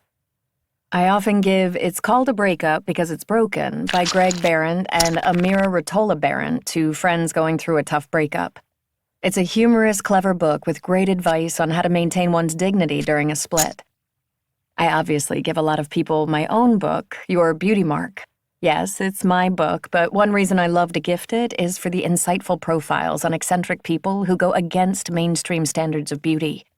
They share their inspiring stories about how they made their beauty marks on the world. How has a failure or apparent failure set you up for later success? Do you have a favorite failure of yours? For as long as I can remember, I wanted to be a ballet dancer. When I was a little girl, I had this 1950s-era vinyl record, and on it there was a photograph of a ballerina with dramatic winged eyeliner, red lipstick, and she was wearing a pale blue tutu, flesh-toned fishnet tights, and blue satin point shoes. I wanted to be her. I took ballet classes all my life, even cleaning the studio bathrooms in exchange for lessons. By the time I was a teenager, I realized I was never going to be a good enough dancer to be a professional ballerina, no matter how badly I wanted it or how much I practiced. My ballet teachers thought I had great presence, elegance of carriage, nice feet, and I was strong and point. But I just couldn't remember choreography, and I couldn't jump or perform turns in certain directions. When I was 19, I started wearing that 1950s-style winged eyeliner and red lipstick and dressing in vintage style. It wasn't long after that I began creating vintage-style burlesque shows. A few years ago, someone asked me if there was a dream that I knew I would never realize, and I mentioned my childhood dreams of being a ballerina. I suddenly realized that, in a way, I had been given everything that I really wanted. I wanted to be that woman on the album cover. Truthfully, I never really loved dancing, per se. I loved what ballet stood for. I loved the glamour, the femininity, the elegance, the drama, not to mention the sparkling costumes and pink spotlights. Showbiz. That's what I wanted. If I hadn't been a lousy ballet dancer, I doubt I would have pursued the obscure idea of being a 1940s-style burlesque dancer. I believe that sometimes our shortcomings can lead to greatness, because those of us who have intense desire but lack natural God-given talent sometimes find roundabout ways of realizing dreams. I never expected to become famous for doing my little feather fan dances and for bathing in a giant champagne glass. But I strongly feel that with integrity and a real love for showbiz and burlesque, I've made my mark in a more significant way than I might have had I just been a good ballet dancer. What purchase of $100 or less has most positively impacted your life in the last 6 months or in recent memory? MyLola.com has changed my life. Conscientious 100% organic cotton feminine products that you can curate according to your needs, delivered to your door every month in elegant packaging. They also donate products to low-income and homeless women and girls across the U.S. This company and their approach has been life-changing for me and for every woman I know who has started using their products. What is one of the best or most worthwhile investments you've ever made? Collecting vintage has been a good investment. I originally started wearing vintage clothes in the 90s because I couldn't afford designer things, and now, as dressing vintage style has become all the rage, my collection has become quite valuable. I like to spend money on things that bring me pleasure but that are also easily resold, whether it be artwork, vintage clothing, or antique furniture. I've always been able to trade up, break even, or turn a profit on the antiques I collect. My vintage cars have greatly appreciated in value, and although I do need a modern daily driver, I control my car lust and only buy a modern car when I really need to, every 10 or 15 years or so. I also bought several famous 1940s and 50s era original pinup paintings a while back that have become more valuable, along with vintage Hollywood and pinup memorabilia from silver screen, burlesque, and pinup icons of the past. I love being the caretaker for these relics, and I know that as time goes by, they will keep their mystique and their value. Also, I was on a plane with Richard Branson once, and he had this very weathered Louis Vuitton duffel bag that he said he'd used for more than 30 years. I travel a lot, and after years of funneling money into cheap luggage, I saved up for a Louis Vuitton carry-on, and it's going strong 17 years later. Generally speaking, I don't shop for status bags, but some things are worth the splurge if you can swing it. What is an unusual habit or an absurd thing that you love? I'm a natural blonde, but I've been dyeing my hair black and wearing my signature red lipstick and cat eyeliner for over 2 decades. Every Halloween, I go natural, with beige light makeup and a light-colored wig, all worn with a jeans look of some kind. I'm so unrecognizable that it's hilarious to everyone who knows me, and it's a real psychological experiment. I begin to notice how overlooked I become, how vulnerable I feel, and how I'm approached by the kind of men who would never dare try to pick me up. It's my favorite Halloween costume. People think I'm the annoying girl who didn't bother dressing up for the party. In the last 5 years, what new belief, behavior, or habit has most improved your life? I've become more involved in my business, looking over all my financials. I remember the 1950s sex symbol Mamie Van Doren telling me, "I know it's not fun, but you have to look at all your financials because people will try to fleece you." I'd love to just do the artistic part of my work, and she's right. It isn't fun to look at the numbers, but now that I know everything about the financials of producing my show tours and my deals, I can engage in the business conversations in an educated way.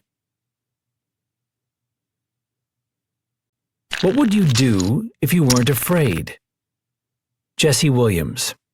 Twitter, Instagram, @IJesseWilliams. JesseHimself.tumblr.com. Jesse Williams is an activist, actor, entrepreneur, and former high school teacher.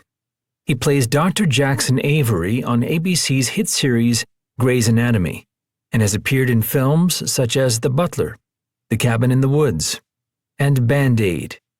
He is the co-founder of the Abroji Company and Abroji mobile app, a popular cultural language and GIF keyboard.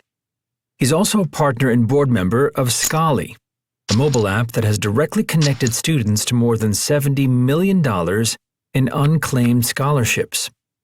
He executive produced the documentary Stay Woke, the Black Lives Matter Movement. Jesse co-hosts the sports and culture-themed podcast Open Run on LeBron James's and Maverick Carter's Uninterrupted Network. He is founder of the production company Farword Inc. and the executive producer of Question Bridge, Black Males, a series of transmedia art installations. Jesse gained international attention for his 2016 BET Humanitarian Award acceptance speech. What is the book or books you've given most as a gift and why? Or what are 3 books that have greatly influenced your life? Guns, Germs, and Steel by Jared Diamond. This text helped rid me of the nagging incompleteness in my understood connection between the successes and failings of ancient and modern civilizations. Power needs tools and circumstance. Neither need be earned. A Confederacy of Dunces by John Kennedy Toole. At the time in my life that I cracked this book open, it brought me tremendous, dare I say, glee. It was fucking funny, vivid, and adventurous. Sometimes that's what we need. Song of Solomon by Toni Morrison. The characters' dilemmas just rocked my world in high school.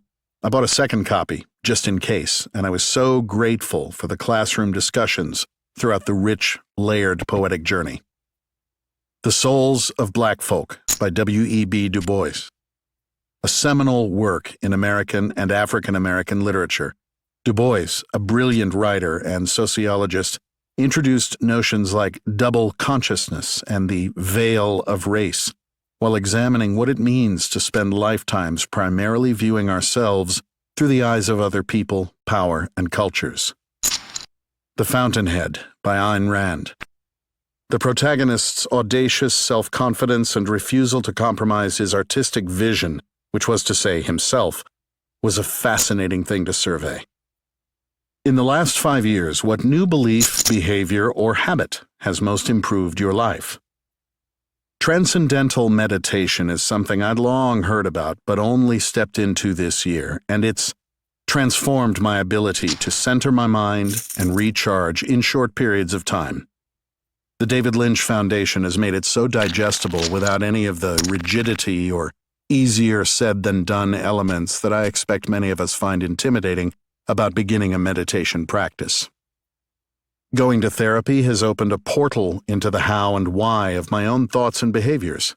I can see and act with a new level of honesty, which helps cut a path to clearer communication with myself and others. For me, these are among the more critical tools to personal freedom. My therapist operates from a psychodynamic, psychoanalytic orientation. He utilizes a psychoanalytic approach in his clinical conceptualizations and considers his approach to be a little eccentric, less homework and more getting to the root of the issue and, over time, reprocessing for a more authentic self approach to one's life. When you feel overwhelmed or unfocused, what do you do? What questions do you ask yourself? I tend to lose focus for one of 2 reasons: exhaustion or distraction, or both. Sometimes I look to the cold for remedy, a walk in the crisp air, a cold drink, a shower. The shower doesn't have to be cold. This ceremony itself is kind of a reset button. If it's exhaustion, I'll just take a nap, or more recently, meditate. If the problem isn't exhaustion, I might just pick up whatever novel I'm reading and go off on that journey. Reading creative writing stimulates my creative thoughts. I get big ideas. I'm reminded of something I meant to act on, an incomplete task or story idea of my own. My friend Adipero likes to ask, "What would you do if you weren't afraid?" That's a good one. We can't control the fact that bad things are going to happen, but it's how we react to them that really matters. Dustin Moskovitz, Twitter, @Moskov, Asana.com. Dustin Moskovitz is the co-founder of Asana, which helps you track your team's work and manage projects.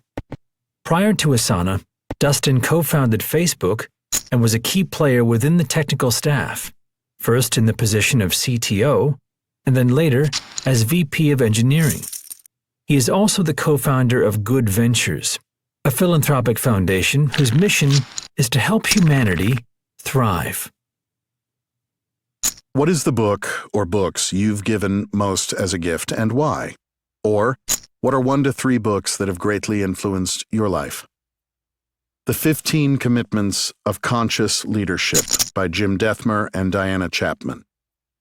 Though most people will typically blame other people or circumstances in their life when they are unhappy, Buddhists believe that we are the cause of our own suffering. We can't control the fact that bad things are going to happen, but it's how we react to them that really matters. And that we can learn to control. Even if you don't accept that this is true in all cases, giving it consideration in moments of unhappiness or anxiety will often give you a new perspective and allow you to relax your grip on a negative story. This book is an approachable manual for how to do that tactically, and the lessons it teaches have transformed the way I engage with difficult situations and thus reduce the suffering I experience in big and small ways. Though it is written with leaders in mind, I find myself recommending it to everyone, and we give it to every new employee at Asana. What purchase of $100 or less has most positively impacted your life in the last 6 months, or in recent memory? The Back Buddy by the Body Back Company is my favorite purchase from the past 5 years, bar none. Most basically, it allows you to administer self-massage anywhere on your back with the full leverage of 2 hands. But I've also really gotten to know and appreciate all the little knobs and other features over the years. I've even learned how to manipulate parts of my skeletal structure, i.e. self-chiropractic, and incorporate it into my yoga practice. It only costs $30, so I have purchased several, one for the living room, one for my desk at the office, and a collapsible version for traveling, though I do bring the full-size one if I'm checking a roller bag. With 4,500 reviews and a 4.5-star average review on Amazon, I'm far from alone in my appreciation of this product.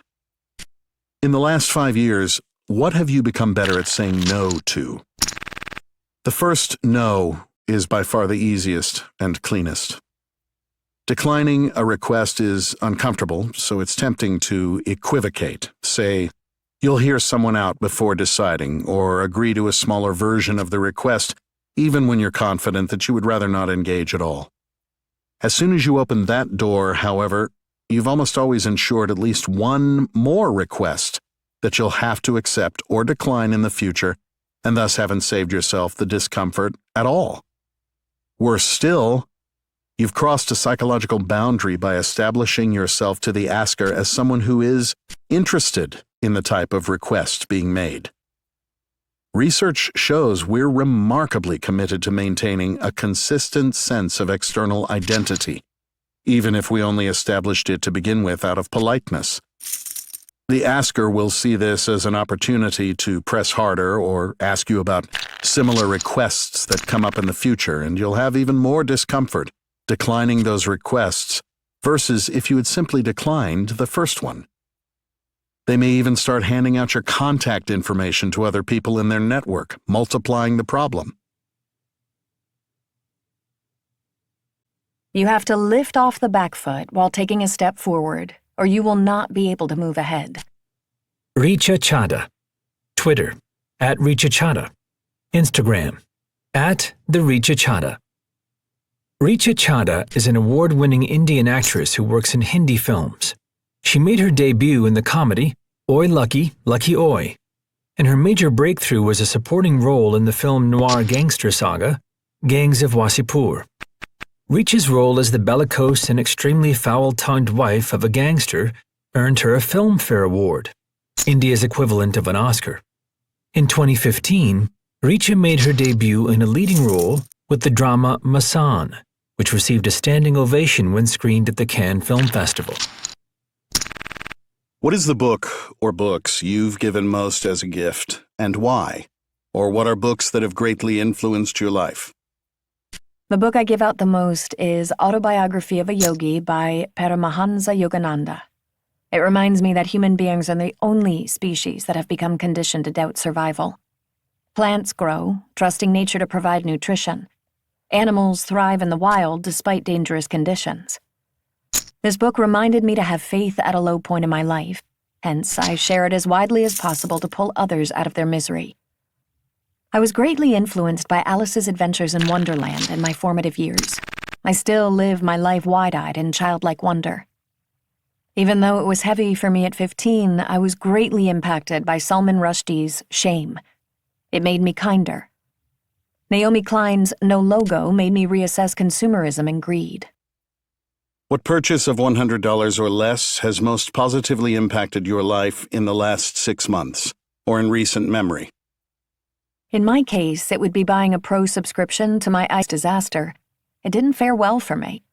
My colleagues began to assume that I was up for smaller, inconsequential parts out of desperation, which was far from the truth. It set me back a couple of years. Even though this kind of blatant corruption is not new to the Hindi film industry, I was shocked and depressed. When the reviews came out, they lauded my work, and I saw it as a blessing in disguise. If a single scene could have this impact, what can an entire film do? A year later, I am on a roll. I was top billed cast for India's first original series, Inside Edge, and I have regained credibility with a slate of releases from India and around the world. I think I needed this shock. Trusting blindly in my business, or any business for that matter, is never a good idea. Most people are driven by self-interest or profit, and we can't judge them for it.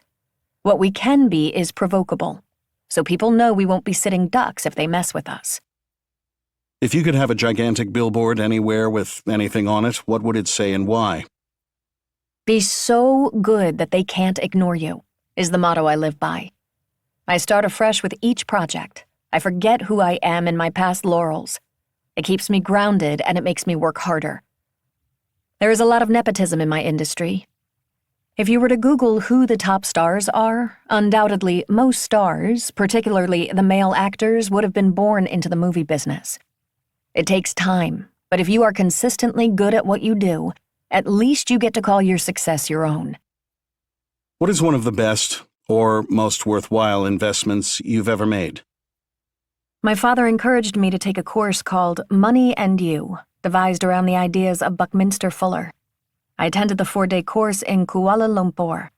The first 2 days focused on money, and the next 2 on you. It was very balanced, taught me to look at money differently, and imbued me with a sense of enterprise at a young age. It cost me $500. What is an unusual habit or an absurd thing that you love? I use a different perfume for every film.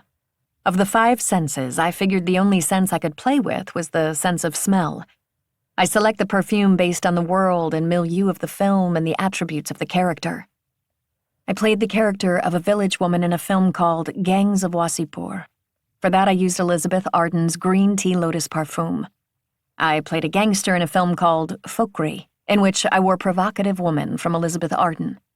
For my Amazon series Inside Edge, I used Chanel No. 5 because I play a movie star in it. This is a quirk I enjoy because I love to smell good. I am not a method actor, but this allows me to slip into my character with ease. When I walk out of my trailer, the assistants know that it's me walking in character toward the set. Cheap thrills, I guess. In the last 5 years, what new belief, behavior, or habit has most improved your life? I find that I tend to look at the larger picture. Cinema as a business model in Hindi-speaking India is suffering. There aren't enough screens to accommodate the output, taxation is at a debilitating 51% for entertainment, and the turnover of piracy is 3 times that of other films. All this while digital penetration is growing at an unprecedented rate. When I chose to work on a digital series, many people thought it to be a demotion. They were wrong. Looking at the larger picture gives you perspective. Like when a plane takes off, you realize how small your little cocoon of problems, in fact, is. What advice would you give to a smart, driven college student about to enter the real world? What advice should they ignore? The education system, by and large, gears everyone up to adhere to set industry standards. While this is a foolproof way to get a job and live a normal life, very few people can break out of the cycle of the mundane to be adventurous, inventive, and selfless. The safety net of a regular job is too comfortable. When I declared to my middle-class Indian academic parents that I intended to not make use of my degree in journalism and instead move to Mumbai to become an actor, they were apprehensive but supportive. My mother told me, you have to lift off the back foot while taking a step forward, or you will not be able to move ahead. What are bad recommendations you hear in your profession or area of expertise? I have been blessed with well-wishers and advisors throughout my career. They teach me what not to do. People make recommendations based on what they think is safest for you, or based on their understanding of who you are and what you ought to be. They set invisible limits on how much you can achieve in your life and pass those limitations on to you inadvertently. I was told to not do independent films, the films I owe my career to dress like others, making me a fashion-friendly, homogenized clone with no identity. Date or marry rich, again, safety net, and not be vocal about political issues. No matter where you are, you have to pay a price for voicing your concerns, and that's a price I was willing to pay. This stuff is simple. It may not always be easy. In the last 5 years, what have you become better at saying no to? I have become better at saying no to things and people, including friends and family, that drain my energy. This isn't easy, especially if you are a people pleaser. When I am straightforward and sincere about my needs, I find that no one is offended when I say no. Those who are offended perhaps don't value my needs. When you feel overwhelmed or unfocused, what do you do? I have a few approaches. First, I journal. It gives me clarity. I have had a diary ever since I was about 10. Today, when I look back at my scribbles from when I was in high school, it gives me great joy to notice how far I have come intellectually and career-wise. I am living my dream. I used to journal frequently as a student growing up. My diary looked like a scrapbook with illustrations and quotes that inspired me. I journal at least thrice a week now, and the time dedicated to it is proportional to my state of mind. If I am contemplative or confused, it tends to be a long session. I maintain one diary that has everything: my to-do list, which I divide into personal and professional; contemplations, how I felt about an incident that perhaps triggered me to journal; and sometimes just plain gratitude. I always buy interesting journals and colorful pens. Right now, I am using a Wonder Woman journal and neon pens. People may think it's childish, but the different colors help me retain more and keep it fun. I meditate. This is a challenge when I feel like my head is in turmoil. I generally start by focusing on my breath. I could count back from 10 to 1 while exhaling, and I drift into meditation. It takes about 20-odd minutes to become somewhat thoughtless. Sometimes I feel like I am asleep, but I realize that lucidity is meditation. It always helps. There has not been a single time in my life when I have meditated on something and it hasn't been useful. I meditate either first thing in the morning or post-lunch if I am at a stressful film shoot. I talk to my father. He is my friend and mentor, and being a life coach and behavioral psychologist, he keeps me grounded and on track. I take a break. I de-tick my cat, take long baths, go on a trek, spend time in nature, read, eat yummy food, and do a life-career detox. This time off usually gifts me with several epiphanies. Always works. A life detox is me delegating my responsibilities to an assistant or manager for a while and seeking help before I turn my phone off and wander and think and relax. A career detox means I turn my phone off, don't read about how films, shows, plays are faring, and be a regular person. I also do a so what exercise. I make a statement and ask myself, so what, at the end of it. For instance, X was rude. So what? I felt disrespected. So what? I don't like being disrespected. So what? What if everyone stops respecting me? So what? I will be alone and loathed. So what? I don't want to be alone. So what? I have an irrational fear of loneliness. So what? It's irrational. So what? So nothing. I'm good. So what? So nothing. Quotes I'm Pondering. Tim Ferriss, December 11th, 2015 through January 1st, 2016. Grudges are for those who insist that they are owed something. Forgiveness, however, is for those who are substantial enough to move on. Chris Jami, American poet and author of Salome, In Every Inch, in Every Mile. One does not accumulate, but eliminate. It is not daily increase, but daily decrease. The height of cultivation always runs to simplicity. Bruce Lee, martial artist, actor, and author of Tao of Jeet Kune Do. It is vain to do with more what can be done with less. William of Ockham, English philosopher and originator of Occam's razor. Learning to ignore things is one of the great paths to inner peace. Robert J. Sawyer, Hugo and Nebula Award-winning science fiction writer. Whenever there is any doubt, there is no doubt. David Mamet, Ronin. Max Levchin, Twitter, @mlevchin. Affirm.com. Max Levchin is the co-founder and CEO of Affirm, which uses modern technology to reimagine and rebuild core components of financial infrastructure from the ground up. Previously, Max co-founded and was first chief technology officer of PayPal, acquired by eBay for $1.5 billion. He then helped start Yelp as its first investor and served as chairman for 11 years. Max also founded and was CEO of Slide, which Google acquired for $182 million. MIT Technology Review named him Innovator of the Year in 2002 when he was 26 years old.